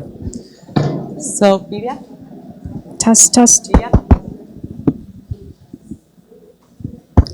So, thank you so much. So, we're going to do a quick Q&A questions before we hear Mónica Amor, who is our keynote, but I wanted to have an opportunity to share a few ideas and to open for a few, we don't have time for too many, but a few questions from the audience about this wonderful presentation. First of all, thank you so much. I don't think we could have planned a better panel that was so varied and touched so many different practices, but at the same time, so many similar problems. So I wanted to open with a question to, maybe I'll start with the oddity in the conference with Delia and your fantastic presentation about Marisol. I thought it was great. And I wanted to start with you because it also made me think your presentation and your ideas about the fact that we are having a conference about post-war abstraction, right? But abstraction is an idea from the pre-war, right? And there is like the idea of abstraction of the avant-garde, the original avant-garde. And it reminded me, by contrast, on the fact that the first impulse of abstraction, or some of the first impulses on abstraction as we know it, Western abstraction. I'm not talking about the many abstract expressions that have existed throughout different cultures in the world, but anyway, they were supposed, like one of the goals of abstraction, if not the main, was to make an art that was not referential to narratives, right? So that it would be more democratic, like it would be more, the utopic ideal was, I'm making a very basic one-on-one reminder of what abstraction was supposed to be. But I want to bring this up, and I wanted to push that against the fact that Marisol is a pop artist, right? And the fact that we're talking about this also very idealistic idea of democracy in populism, popularity. And I wanted to ask you a little bit about that, and also about the fact that maybe in the post-war, this initial utopia of abstraction as a democratic goal had already become farce, and to think about the fact that you are in a way positing Marisol as the perfect person to bring that up, right? Bring this farce of this original utopia, right? Yeah, that's such a great question. In terms of deconstructing Marisol as a pop artist, I'm absolutely in favor of that. I think she's much more eclectic. I know that she found some useful strategy in being labeled a pop artist, because she would say it gets you into group shows. But she's clearly engaging abstraction, and I only skimmed the surface because also in her library, she has an amazing set of archives that are at the Buffalo AKG Art Museum now, and recently became available for research.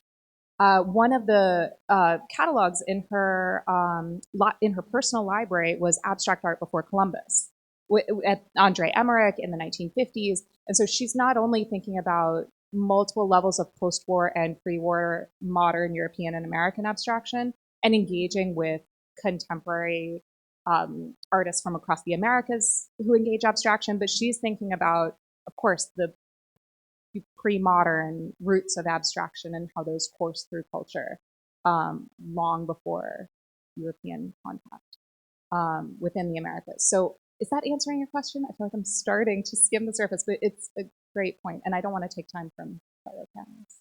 So thank you. Thank you so much. Yeah. And kind of expanding on that, I wanted to ask you, Anna, about the relationship, this, and please correct me if I'm wrong, but three big points that you raised about that your talk brought up was the fact that we're talking about abstraction, but also about industrialism and modernism and capitalism. And, that those materialities that she chooses, which, by the way, relates to the materialities used by three other very important female and male artists from Colombia. And I wanted to, what do you think of that relationship? What's going on in Colombia? About that. Fanny was saved from that. Thank you, Fanny. She brought other issues, but like this relationship between this material. So yeah, the connection between abstraction, industrialism, right? Which I think is big in geometric abstraction in Latin America in general. And in Colombia, I think it was very important in the 1950s and 60s with the pioneers of abstraction, Negret and Ramírez Villamizar. I think their use of geometric abstraction it had many meanings, many different meanings, but one of them is clearly connected to, they wanted to respond in a way to the pressures of industrialization and modernization agendas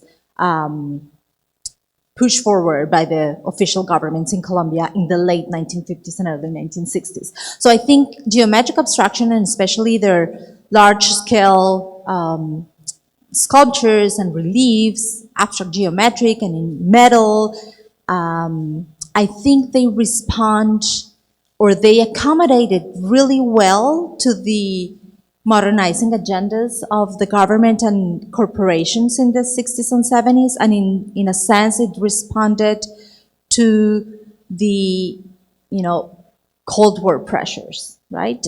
But I think what's interesting is the take these female artists have on similar materials, basically metal, which is Felisa Burstein and later Elmira Boller, because I think they are taking a different approach. They are not using metal as an ode to progress and modernity. They are taking metal more as a way to criticize or make a critique to those, like modernizing agendas. And I think Burstein is more interested in commenting directly how the modernizing agendas are failing in Colombia in the 60s and 70s. And I think Boller, coming a little bit later in the 80s and 90s, she's past that, era or time of, like the great modernizing projects, but she's more talking about the overproduction of things and capitalism. And I think there's, in her work, we can see a critique more directed towards the overproduction of things and capitalism in general. Yeah. Thank you so much. For you, Francesca, and your wonderful presentation on Mira Schendel, I was wondering if you would share with us a little bit more about, this idea of the transfer mark and the role of the body in the practice and in this very, in these traces, right? I mean, the idea of the trace, I thought it was very beautiful also how you talked about how that connected also with the surf of the paper, which is something we tend to forget. We tend to think of the artwork as the act being done, and we don't think about how much artists are considering the surface and the materials that they're working with.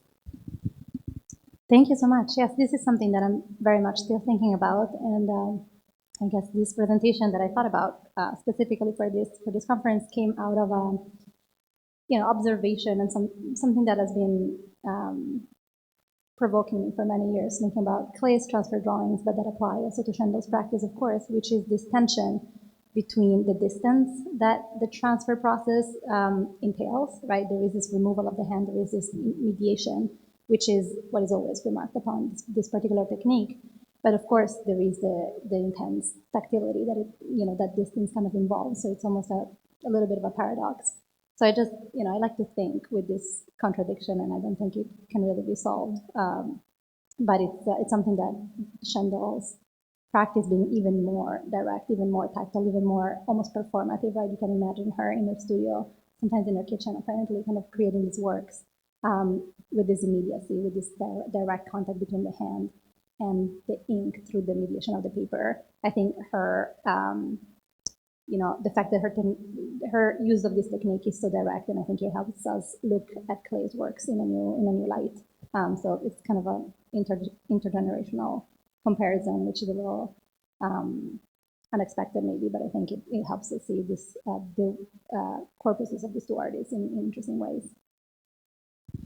Wonderful. Thank you so much. And Vivian, I was wondering also, you're also engaging with a very different use of the line, but it's also, I loved how you talked about the psychological intent in Okumura's work, the psychological intent of those spaces that she's creating, and of the use of the space and the evocation of feelings, which is kind of glimpsed on the titles, but it's not that direct either.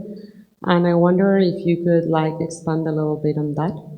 I don't know if we know about her readings. I know she's a very, very private person. I never had the luxury of meeting her. No, that's a great question. I mean, I would love to go more into her drawings because I think they are so instructive to think about her installations in relationship to those drawings, especially the titles, like you mentioned, of those drawings, like feelings, that I can't. That's such an evocative title, which is very different than parallelogram, for example, or diagram, for example, for her installations. So I did interview her a couple years ago. We had an intense 2-hour conversation, and but it's very interesting how she herself sees her work too. She didn't go too much into the psychological depth or emotional depth that enters into her thinking of space, but so obvious in her drawings, and especially later on, she also has many paintings. I couldn't cover all her work, obviously, but they're also very colorful and also have a different emotional tinge to them. So I think there needs to be more unpacking of those installation works, but when you are actually if you have been in front of any of her installations, they do evoke that kind of response from the viewer. Also, just seeing how a lot of her installations are human scale, they're large, especially seeing the appearance, those works. At first I saw them first as photographs, made for those lithographs. And then it was only later when I was looking at the installation shots, then I realized they're huge, actually. They take up a corner. They're not just a small presence in the corners. So you do feel kind of a changes of emotions as you kind of surprises too, as you're exploring her work. And I think that kind of unfolding of discovery is enveloped in her approach to space that kind of comes out in the drawings and in the paintings as well. Thank you so much. So I think we have time for maybe 2 questions, if anybody has any questions in the audience, or to each other, of course, also.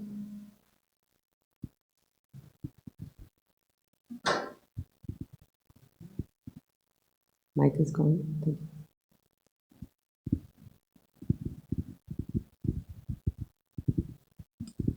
Hello. Thank you so much for the amazing talks. I have a question for Ana Franco. I was curious to hear more about the connections between Edelmira and Beatriz Gonzalez. And also if you could talk a little bit about the reception the artist had in the beginning of her career in Colombia.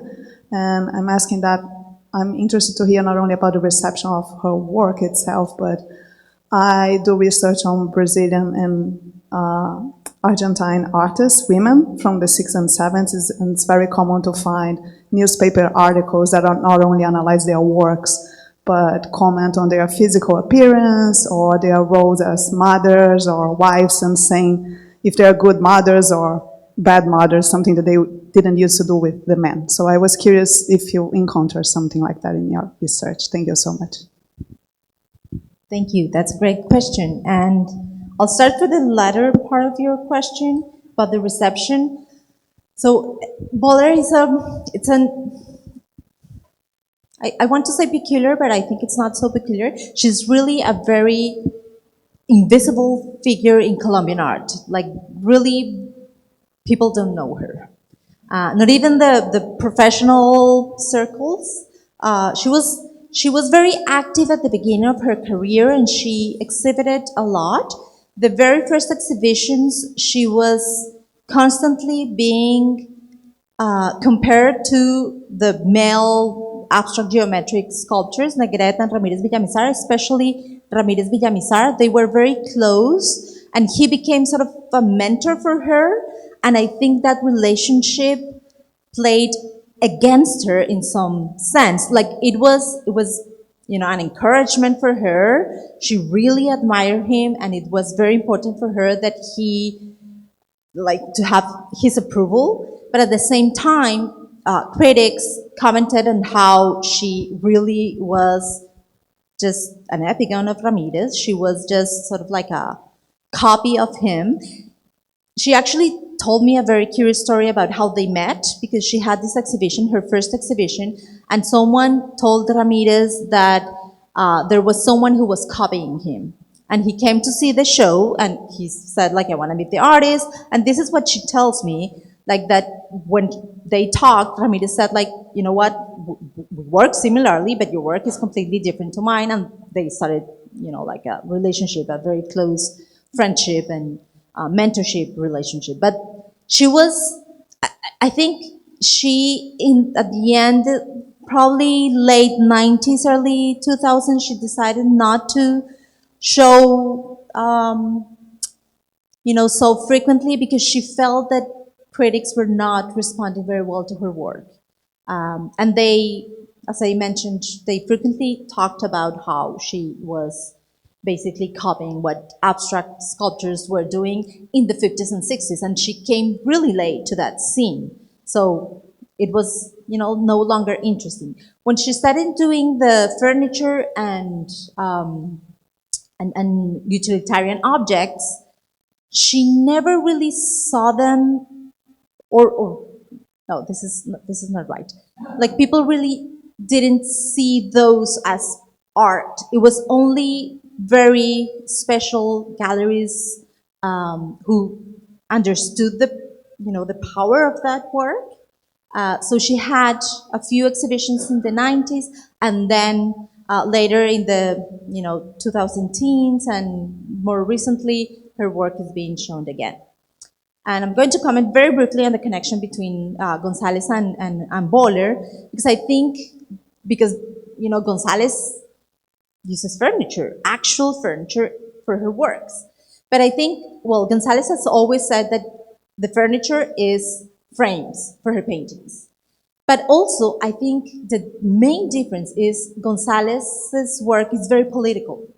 She's always making political comments. And I think Elmira Boller is really more just inserting the home, designing objects to bring the home into the artistic space, and bring art into the domestic space. She's all about merging those two worlds. And I think Gonzalez always made a line, she drew a line between her professional life and her private life.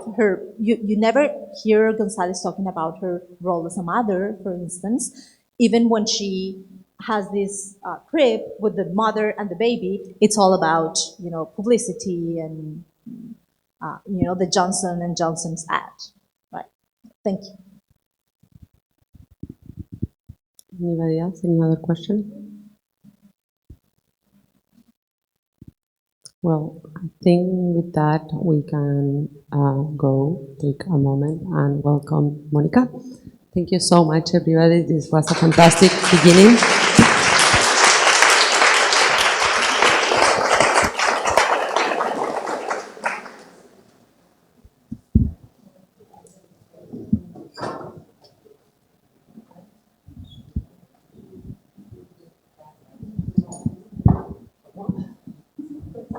So sorry, I forgot to read the bio of Monica. So our keynote speaker, Mónica Amor, teaches modern and contemporary art with a focus on intermediate practices and transnational dialogues at the Maryland Institute College of Art. So thank you so much, Monica.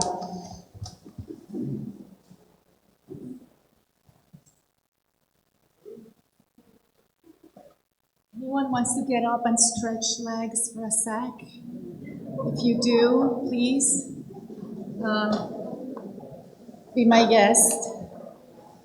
Yeah. I'll get started. Feel free to linger. All right, good evening. Welcome everyone again. I'm really grateful to be here with you. I have sweet memories of the IFA during my graduate years at CUNY. I'm not an alumni from the IFA. But it is here where I took at least one class in medieval art to fulfill a minor, an unrelated minor, and where I attended lectures for free coffee as well. I want to thank Carla Lucchini for organizing, and Aimee Iglesias and Professor Edward Sullivan for their invitation to give this keynote talk in the context of a symposium dedicated to women abstraction in the Americas. I need to start by warning you about the tentative nature of my remarks and my meanderings around the prompt. I'm no stranger to any of those concepts, women, abstraction, Americas. In fact, you could say that they have defined my research, my work, my life, but I have always had an uneasy relation to definitional concepts that presuppose or imply a cohesive entity and or identity. This all started when I moved to the United States in the early 90s. Of course, we know that categories and discursive constructs are historically contingent, but despite criticality, they shape and constrain our experience of the world. It is hard to escape these markers. For one, they frame our capacity to get grants and jobs. But believe me, I would prefer to echo my former graduate advisor and friend, Carol Armstrong, who in a recent statement said, quote, "My next book is all about women. No one ever explained why they wrote books all about men," end quote. So I'm gonna follow that prompt tonight. Americas.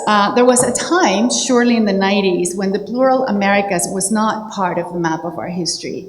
Because the field was organized according to strict and regulated geographic and stylistic typologies, still is, Americas did not register readily as the plurality of cultures and nations that geographically make up the continent. In the last 20 years, roughly, it has gained traction as a platform in which certain artistic tendencies, say geometric abstraction, or cultural formations, say modernity, across North, Central, and South America can be assessed.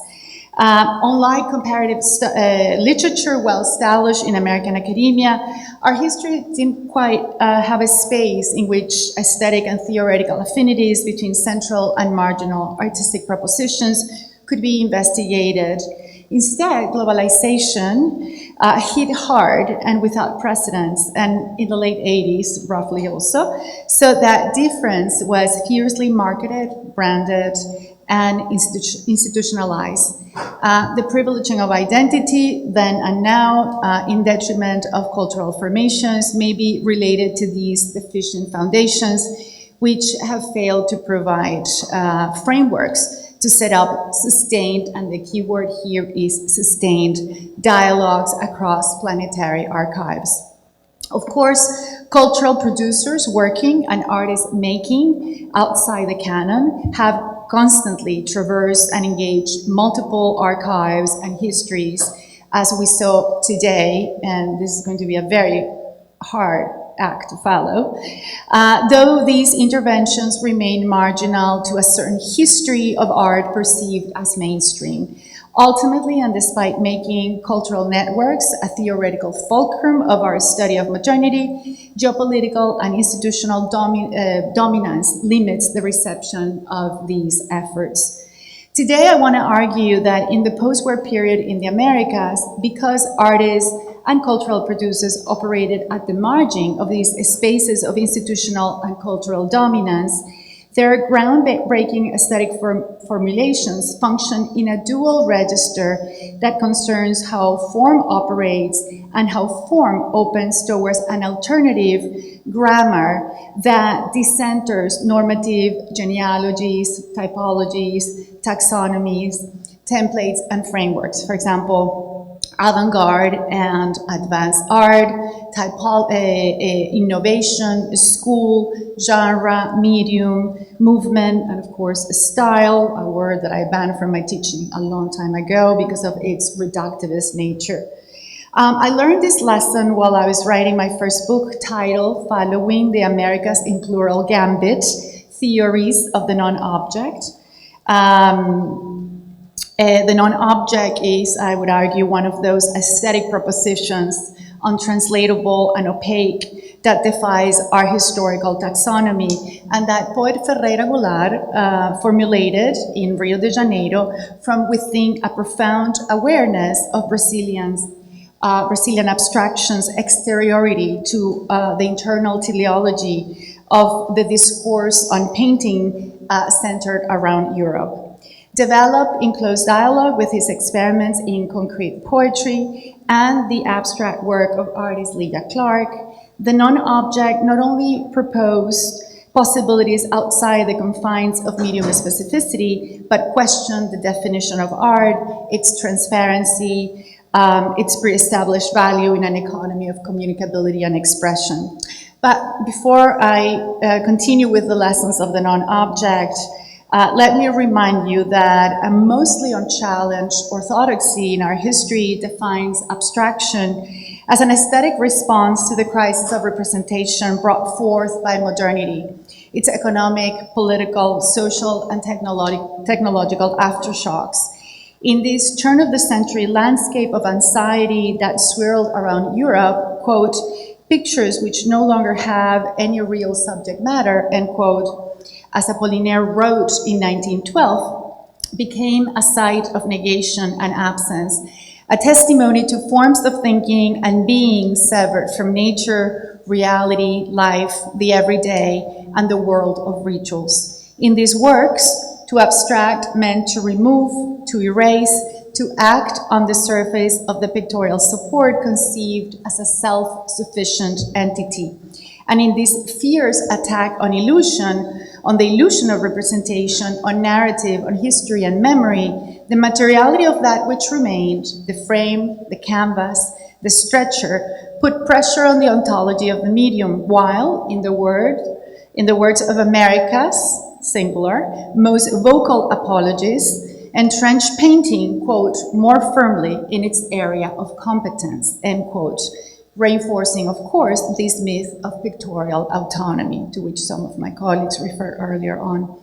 A trail of adjectives concerning this period of feverish experimentation has somehow lingered.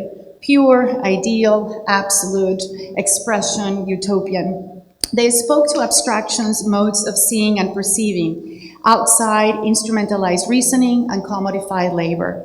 And despite a differential economy that attests to multifarious practice, think Kandinsky and Schwitters, Bala and Tatlin, by way of a geopolitical topography that mainly encompasses the capitals or the metropolises of the global north, this narrative of abstraction has remained firmly rooted in totalizing notions of a style and movements, or when reassessed methodologically, as it also has happened, incapable of accounting for the aesthetic formulations articulated in places of intense abstract activity or by artists active at the edge of modernity. I have used this term, edge of modernity, not to assert a dichotomy between center and periphery, but to highlight that zone that sits ambiguously in reference to an epicenter of cultural authority. Ultimately, the edge is also where a material entity negotiates its relationship with its surroundings. It separates from or merges with its environment, and in that oscillation resides its relational as opposed to identitarian matrix. To wit, and to bring the discussion close to the topic of our symposium, Gego's drawings without paper, begun in 1976, oscillate between sculpture and drawing, most obviously, but also inside and outside, object and shadow, artwork and residue. They mostly use scraps from the studio. Not painting, not sculpture, not drawing may be thought of as nonsense. And Emily Apter reminds us that Wittgenstein's understanding of nonsense, quote, holds further potential for analyzing poetic opacity. He defines it as the outer edge of intelligibility in language, end quote. I'm extrapolating, but I want to use Apter's advocacy of untranslatability to complicate nation-based epistemes, her words, and artistic denominations, or artistic typologies, to insist on historically informed choices that propose form as operative, as doing something, both at the level of what the artwork produces and how it let us apprehend it, while indexing its own discursive ecology, how we talk about it, in negotiation with pre-established taxonomies. In these zones, a rejection of representation, but also established legibility, yields situational equivocation. And so it is that abstract art in the Americas, some, forged at the edge of modernity, excels in ontological equivocation. Take Argentinian concrete art's Marco Recortado, or cutout frame, which rejected the orthogonal frame and the unified pictorial plane. The resulting works consisted of painted wooden panels, irregularly shaped, and later coplanares, in which the fragmented multi-part pictorial plane rested on the wall. This deterritorialized painting was made in the name of concrete pictorial elements turned concrete materials associated with the building of a socialist society. This agenda remained mostly aesthetic and theoretical, but by dislodging painting from its orthogonal frame and support, these experiments turned to painting's edge, and thus to that zone between plane and wall, which now produce, in its attention to physical space, a collapse of the pictorial signifier and encourage its intersection with the world at large, which is one of the key features that I want to highlight today.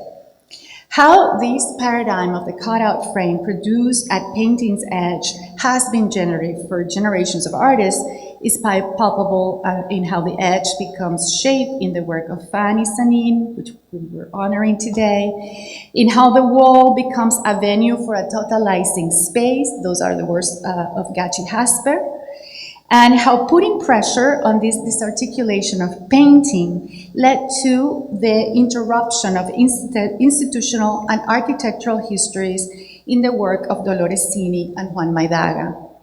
They interrogate history and memory as firmly woven into place and use abstraction to underline complex articulations of form and ideology in which narratives of design, architecture, and city coalesce.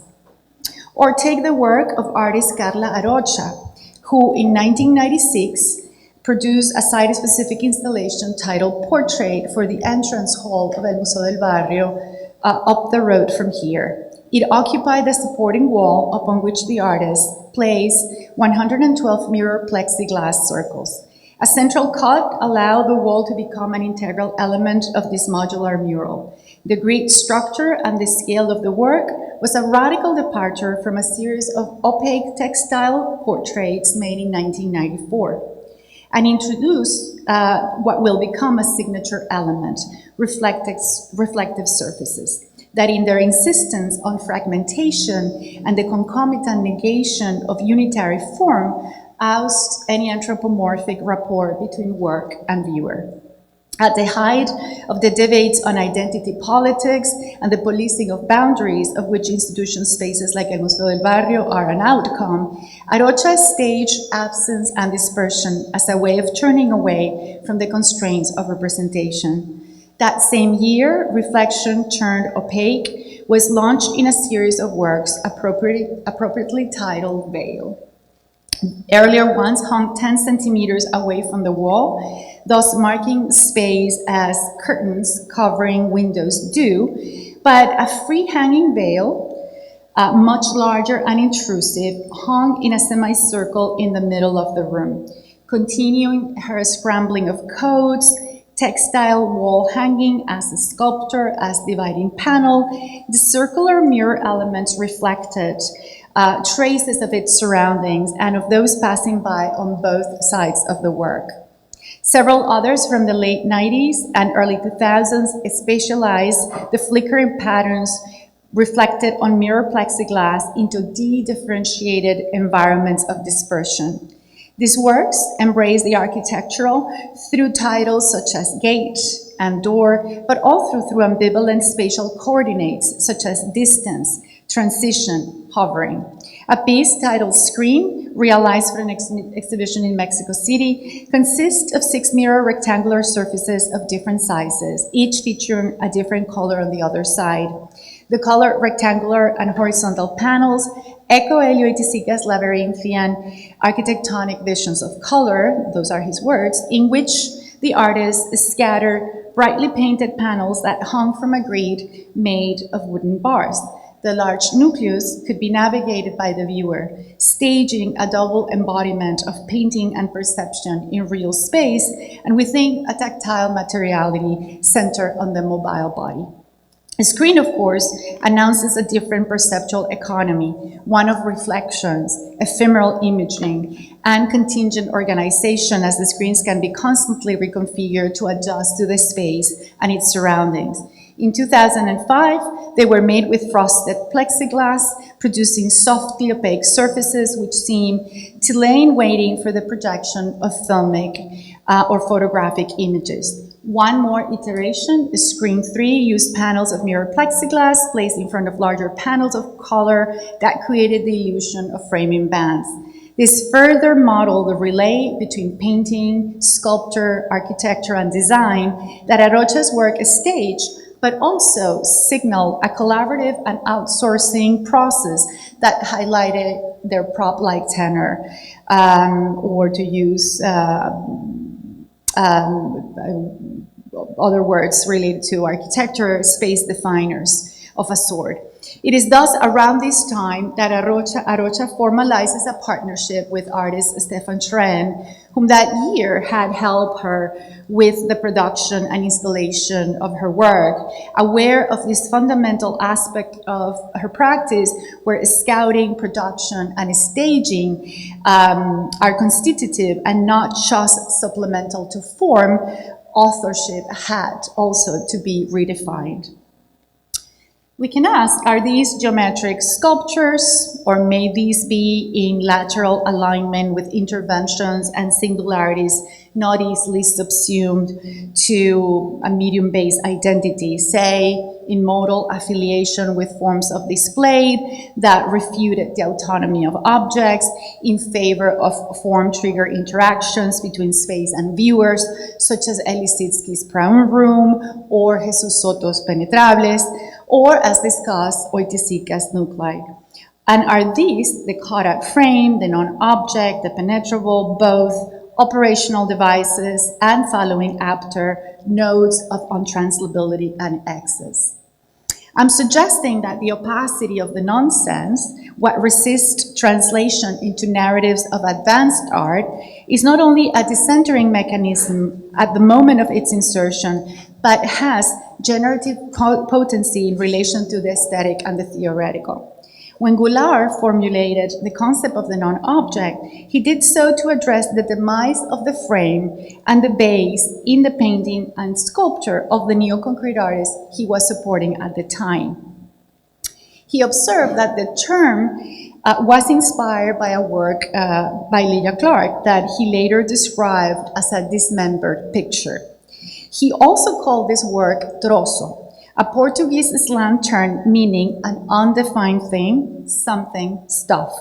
It is unclear, and thus I'm not going to show you a picture of what we don't know what it looked like. It is unclear which specific work triggered these reflections, but by then Clarke appears to have embarked on a new series of works that Goulart identified in the press as evading the qualities of traditional mediums, and he wrote in the press, they were not painting, not relief, not sculpture.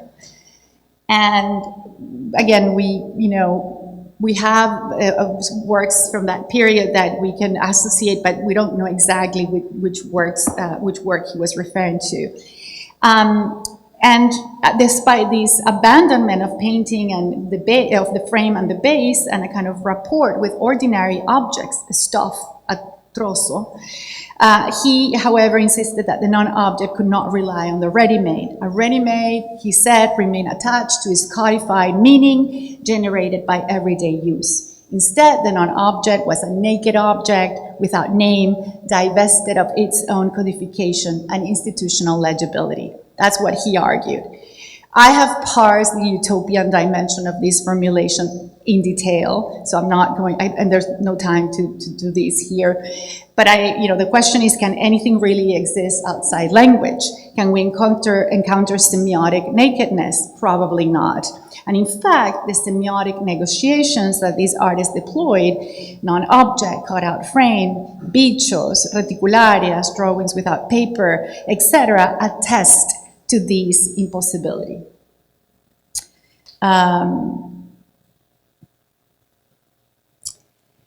But what if we see these formal and semiotic negotiations as not only an intervention in a narrative of abstract art that dismantled the self-sufficiency of the pictorial and the sculptural signifier by way of its engagement with real space, the body, and the vernacular? What if we think of these as alternatives to the inbuilt typologies of abstraction, which, in their overlapping with this and that, fail to coalesce into congeal identities? Would these orphan mechanisms then be thought of as overflow, in excess of a style, opaque to typology, residual, dump into generalities such as geometric abstraction? Quote, a horrible and superficial formulation, end quote, wrote Oiticica in 1962. And for one formidable response to similar questions, I want to mention Irene Small's recent book, The Organic Line, a term conceived by Clarke in relation to her early experiments with abstraction, which she takes to the full potential, she explores the full potential of this concept and turns into an analytical tool of modernism. Now, let me put some pressure on what has been said so far and dispel any impression that I'm proposing an alternative method instead of what I'm proposing, which are tactical and situated interventions, like the ones we saw today, again, we heard of today. I'd like to weave here work to framework, form to format, operation to context, by turning to Gego's last body of work and its programmatic refusal to typological capture. And I think I'm kind of lost with my images.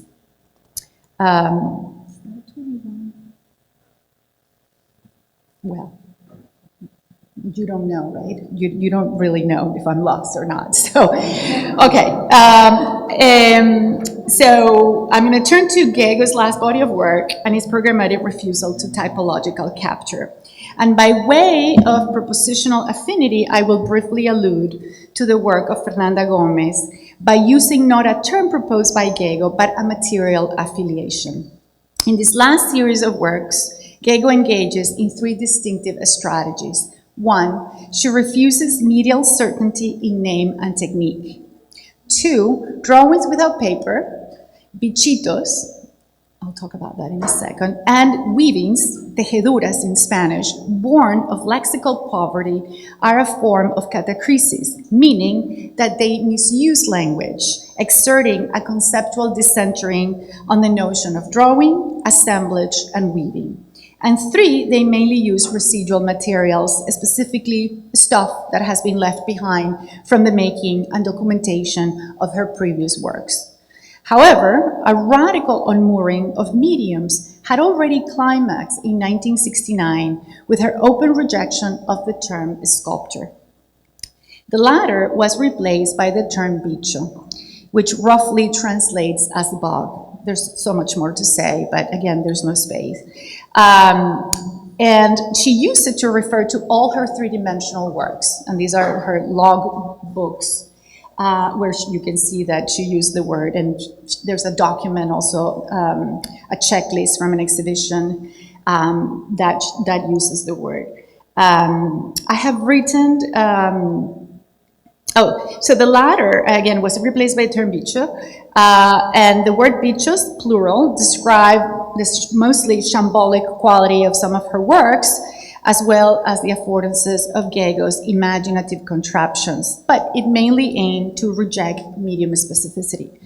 I have written again in detail about how this decoupling from sculpture is related to Gego's work life, which models transversal passages and wanderings that each time as it moved from something called architecture, she was trained as an architect, to something called art, from art making to teaching, or from design to craft, proposed, in the words of Michel Serret, the path of a relation. This is the work of the in-between, which yielded reticularias, which are the works that are best known, drawings without paper, bichos, bichitos, and weavings, all of which can be added to this hub of singularities that concerns us today.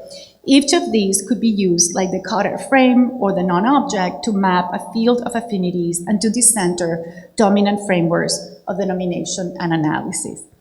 Now, with the introduction of the drawings without paper and later in the dissonant configurations of the bichitos, tying and binding, knotting and assembling further established and fractious modalities of making that foregrounded indiscriminate and residual materialities. Aware of the manifold affordances of the residual and the knotting techniques that prevail in her work, Gego wrote in 1971, binding, feminine force, feminine point of force, material nucleus, conscious radiation. And the material nucleus of these works is intricately related to the workshop, where spaces, which is a space for tools, materials, technical support, a space of problems and solutions, where boundaries between the designer, the architect, the artist, and the craft person dissolved. Gego's workshop was a highly organized universe, where skill and practical know-how facilitated the methods and tactile actions that launched the works of this period, but also echoed the classroom setting where learning traveled between the Institute of Design, where she taught, and home.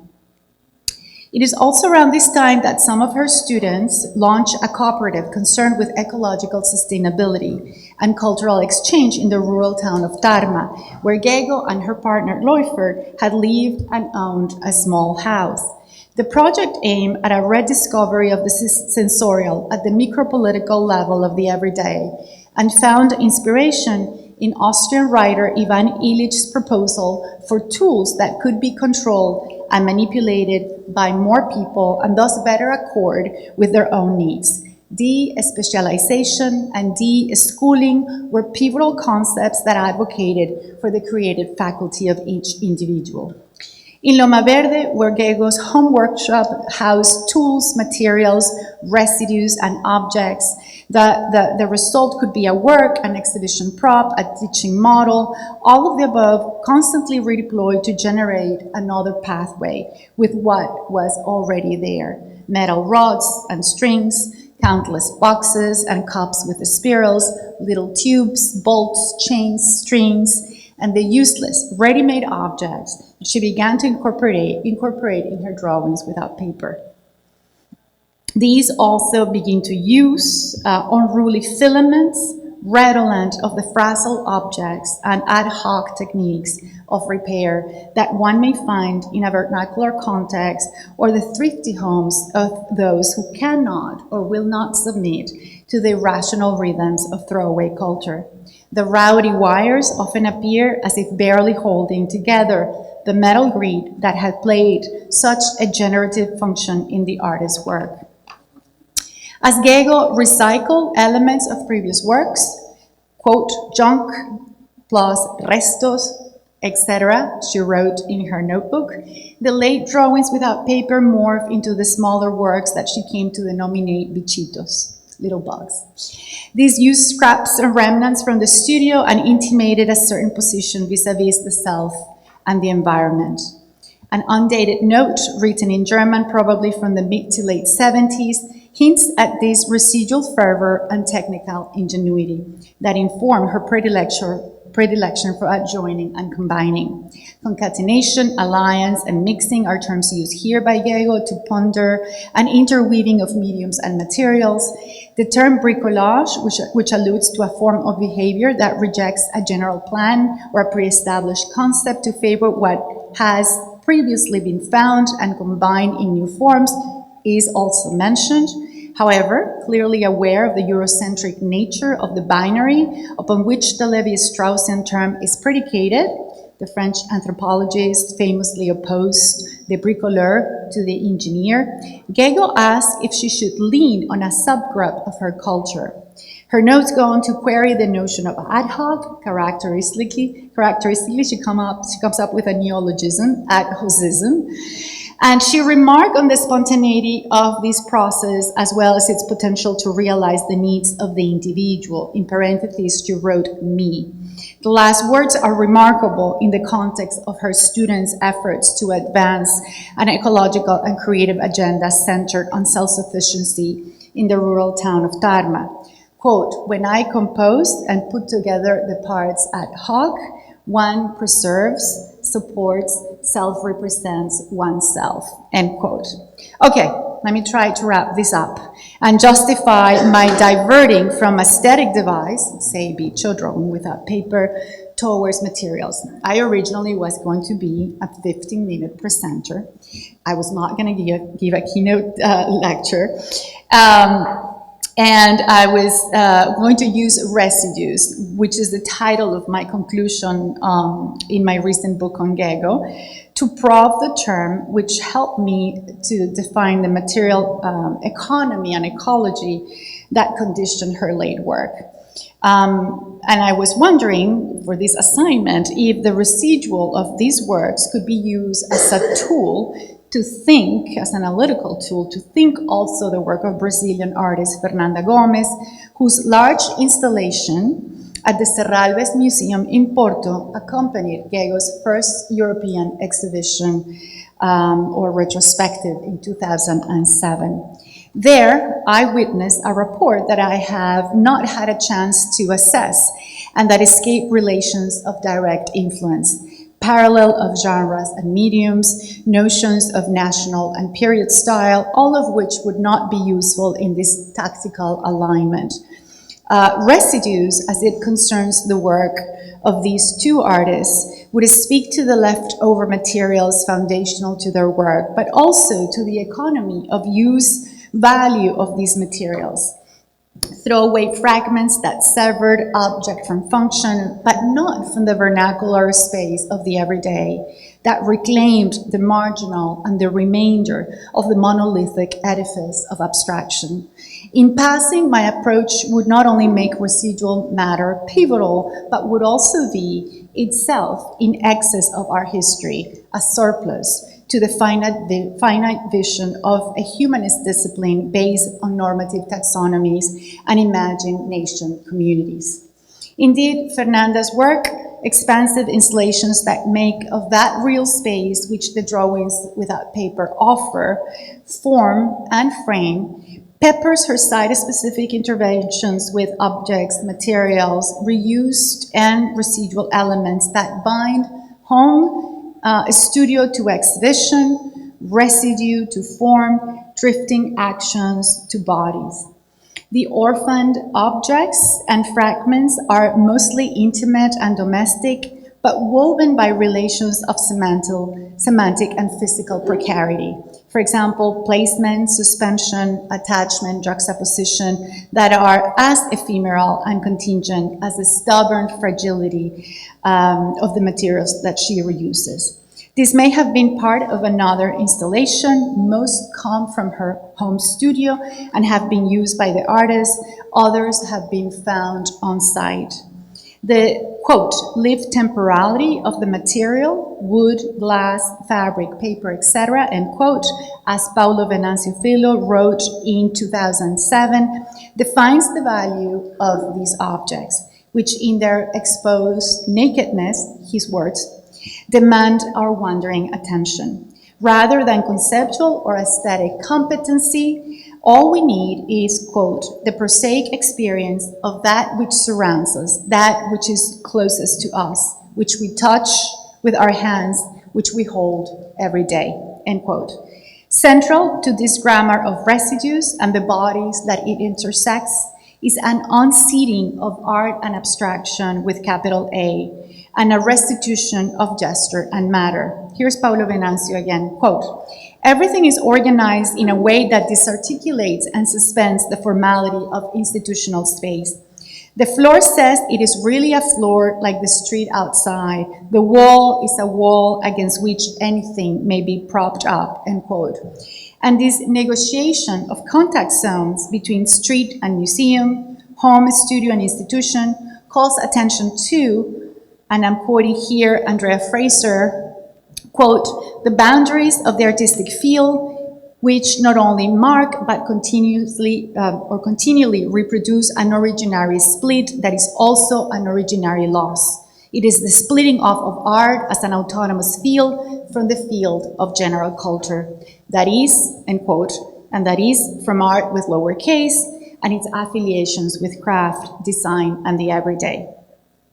In 1988, the year Fernanda had her first exhibition in Rio de Janeiro, Gego started her last series of works titled Tejeduras, weavings. Once more, the affordances of residues were tested and bound to what the body could do best. The works that ensued finally realized the weaving technique that had been latent in the metal nets of the reticularias. Here, she engaged in the crisscrossing of work-like and weft-like residues of paper, from catalogs, photographs, magazines, and photos, to create abstract patterns and intricate surface effects that brought planar thickness to the see-through frames of the drawings without paper. But this plane, like Fernanda's exhibition spaces, was built through the materials and rituals of ordinary life. Not only was the plane of the works constituted by partition and entanglement in retort to the imaginary unity and flatness of that modernist idealization, the pictorial plane, but its making was the outcome of an elemental craft activity to which she was probably exposed as a child, weaving paper. Residues and the concomitant context of mass consumption and throwaway culture of the 80s joined the remnants of the workshop and Gego's recycling habits. It irrigated the handmade support of the work with gaps, dismembered images, and reproducibility, not to entrench painting in its area of competency, but to release the plane into the spaces of the everyday and the residual. Thank you.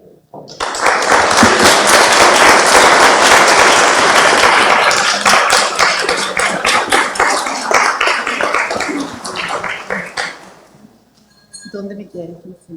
Ahí.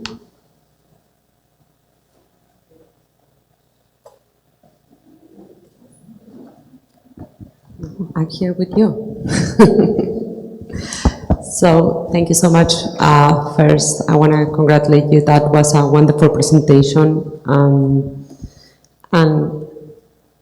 And I wanted to set like 3 ideas that you brought up and ask you one question, and then hopefully somebody from the audience might have other questions. But I wanted, you know, in a very bad summary, I wanted to bring up the fact that you talked about, you know, try to go against these taxonomies and to focus on the edge, the bicho, you know, the bichito as an anomaly, and also to think about, you know, the residual, of course. I love how you brought up so many images and so many references to the home and the studio and the process in which the artists work and how that affects the way, the type of work that people do. And as a way also to break these boundaries of the artistic field, of this idea of autonomy, of this idea of, you said something very interesting about restituting ashes from matter versus art and abstraction with a capital A. So how do you feel, this in a way like deconstructs, of course, the whole 20th century, and in this very particular moment of the 21st century, where like we feel like all these references have already crashed, and in perhaps the most violent way lately. Do you think that some of these strategies can provide an alternative? Do you have any utopic sense? Do you think something can be built from it, or do you still believe in deconstruction? Well, I think that the goal was to highlight, the local, right, operations, or, not local, obviously, again, as I said, always in dialogue with a network of archives and a network of references and the more conventional taxonomies. But that, at some point, something like geometric abstraction or abstraction doesn't really doesn't really account for the specificities and complexities. So I was trying to think of how some of these operations by artists at the edge of modernity really produce new scaffoldings, new epistemologies in a way to think about these objects not as divorced from the everyday or from against obviously this idea of pictorial autonomy, and I think that in terms of what it can do for the history of art, it's to open up the discipline in a way. I mean, we've been doing this work. I'm not saying anything new. This is work that we've been doing, though I think that museums and departments, and they still operate in a very narrow way, but it resituates the object within the outside the institution, right? Outside the institution of art. It aims to place the work in the space of other objects, design, again, other interventions, and not to, kind of elevate it, and it just brings it back in a way to those spaces where it belongs. I think at the level of our history, I try really hard in this monograph on Gego to account for all these archives that we hadn't looked at. For example, these projects that her students were engaged in the 70s, called Arte y Vida, and how that sort of irrigates the art scene at the time, and how affect and those relationships with her students and with her colleagues are also shaping her work, and so that those are things that we've not really properly account for until recently. And I think that was, that's sort of. I'm going to say something that you probably won't like, but I do want to highlight that what you just named are very so-called feminine characteristics, affect, attention in affect, the attention on the home. Obviously they're not, but I do want to bring it up because, we're talking about the potential revolutionary capacity of some so-called feminine aspects. No, of course. And I do have to bring it up because we did decide to do this about women with a capital W. No, and the language, absolutely. I spoke about semiotic negotiations, and that's what, from a feminist materialist point of view, I mean, a lot of the language that I use, nods to that. So it's not to, it's not to negate it or ignore it. It's to sort of, not make it encase it in that. Yeah, absolutely. I love the idea of not encasing it. But I do want to make one last comment before I open to any questions, because Fanny just came back. I know she was on a rest, which is I do want to highlight, because I'm sure other people did it, but I had never, or I don't remember reading or seeing this introduction of the highlight on the photograph of the art studio as a way to explain the process. There's so many big photos of the photo of Gego working on the piece, we've seen it 100 million times, the one at American Society, because it's a spectacular photo. Other photos in the same series, I know because I've seen the archives. And are not as good. I put it in for you. Yeah. Thank you, thank you. But my point is, like, no, we see these big, like, gestural photos of like the male or the female artist, like doing these big things, but we rarely see these moments of privacy, intimacy, affect-driven that happen in the studio. And Fanny's studio, for any of you who might have the luxury of being there, is incredible in that regard. It's a very organized space. It's a space full of light. She mentioned how she listens to music. It's a space that she inhabits like 9 to 5. It's adjacent but different from her house. And, you know, I think there's a luxury on being able to work with artists and see them work. And that's something nice, you know. Well, in Diego's case, I mean, the workshop was, you know, again, where a lot of things happen, not just art, you know, props and teaching models. And I mean, so mostly her work, but this is a space of intersection, I think. And, you know, interestingly, she also ran a workshop of furniture when she arrived in Venezuela. So that, you know, I find it really fundamental also, kind of interestingly. And I find it really, really important to how her work was, like, you know, conceived and produced later on. Mm-hmm. Thank you, Monica. Do we have any questions from the audience? Anna?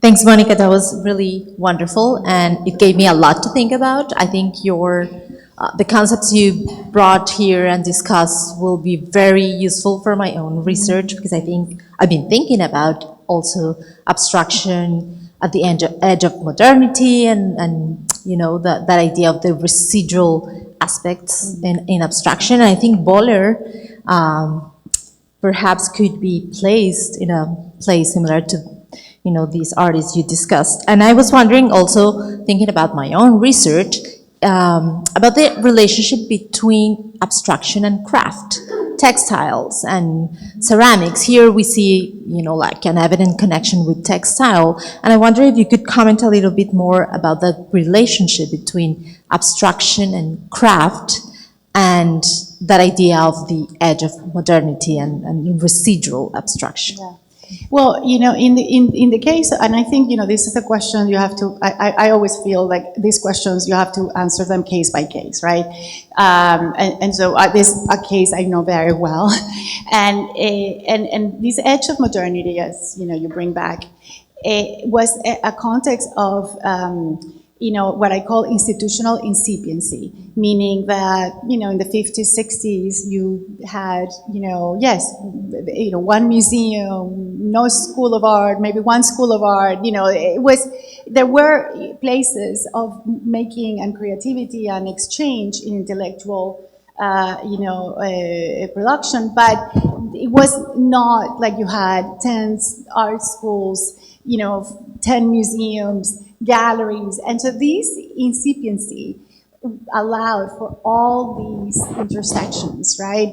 And so, for example, Miguel Arroyo, who was a painter and a ceramicist, and he was the director of the Museum of Fine Arts, and he was Diego's neighbor.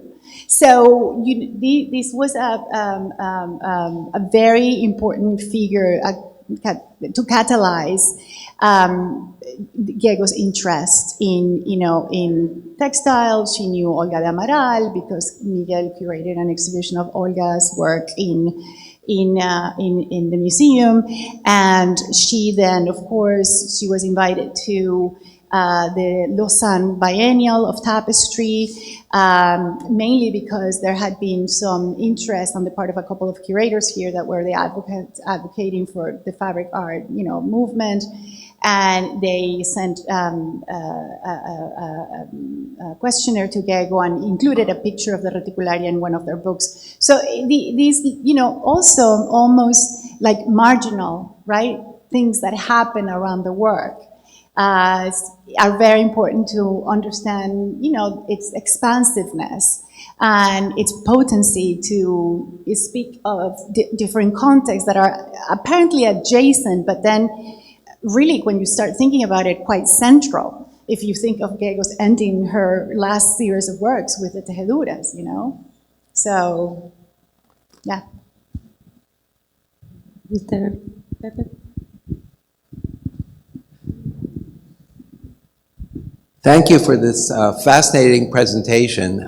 It was great to see the relatively familiar work of Gego mingled with all these other artists I didn't know. I have a question about the concept of the residual. You know, by the minimalists always were working in real space, and by the late 60s and the early 70s, people like Morris and Carl Andre were working typically with found objects and random materials. We saw an example of this in the lecture on Okamura, where there was the magazine with the photograph of an Andre installation with what just seemed to be scraps of metal spread across the floor. So how would you say that Gego's use of these residual materials differs from that of the minimalists? Yeah.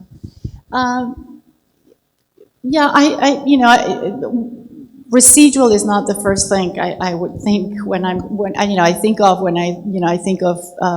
minimalism. Though you're right, certainly the post-minimalist, so-called post-minimalist and process art of surely Morris, who is the most eclectic of them, and he was experimenting with all, and then there are those episodes with Carl Andre.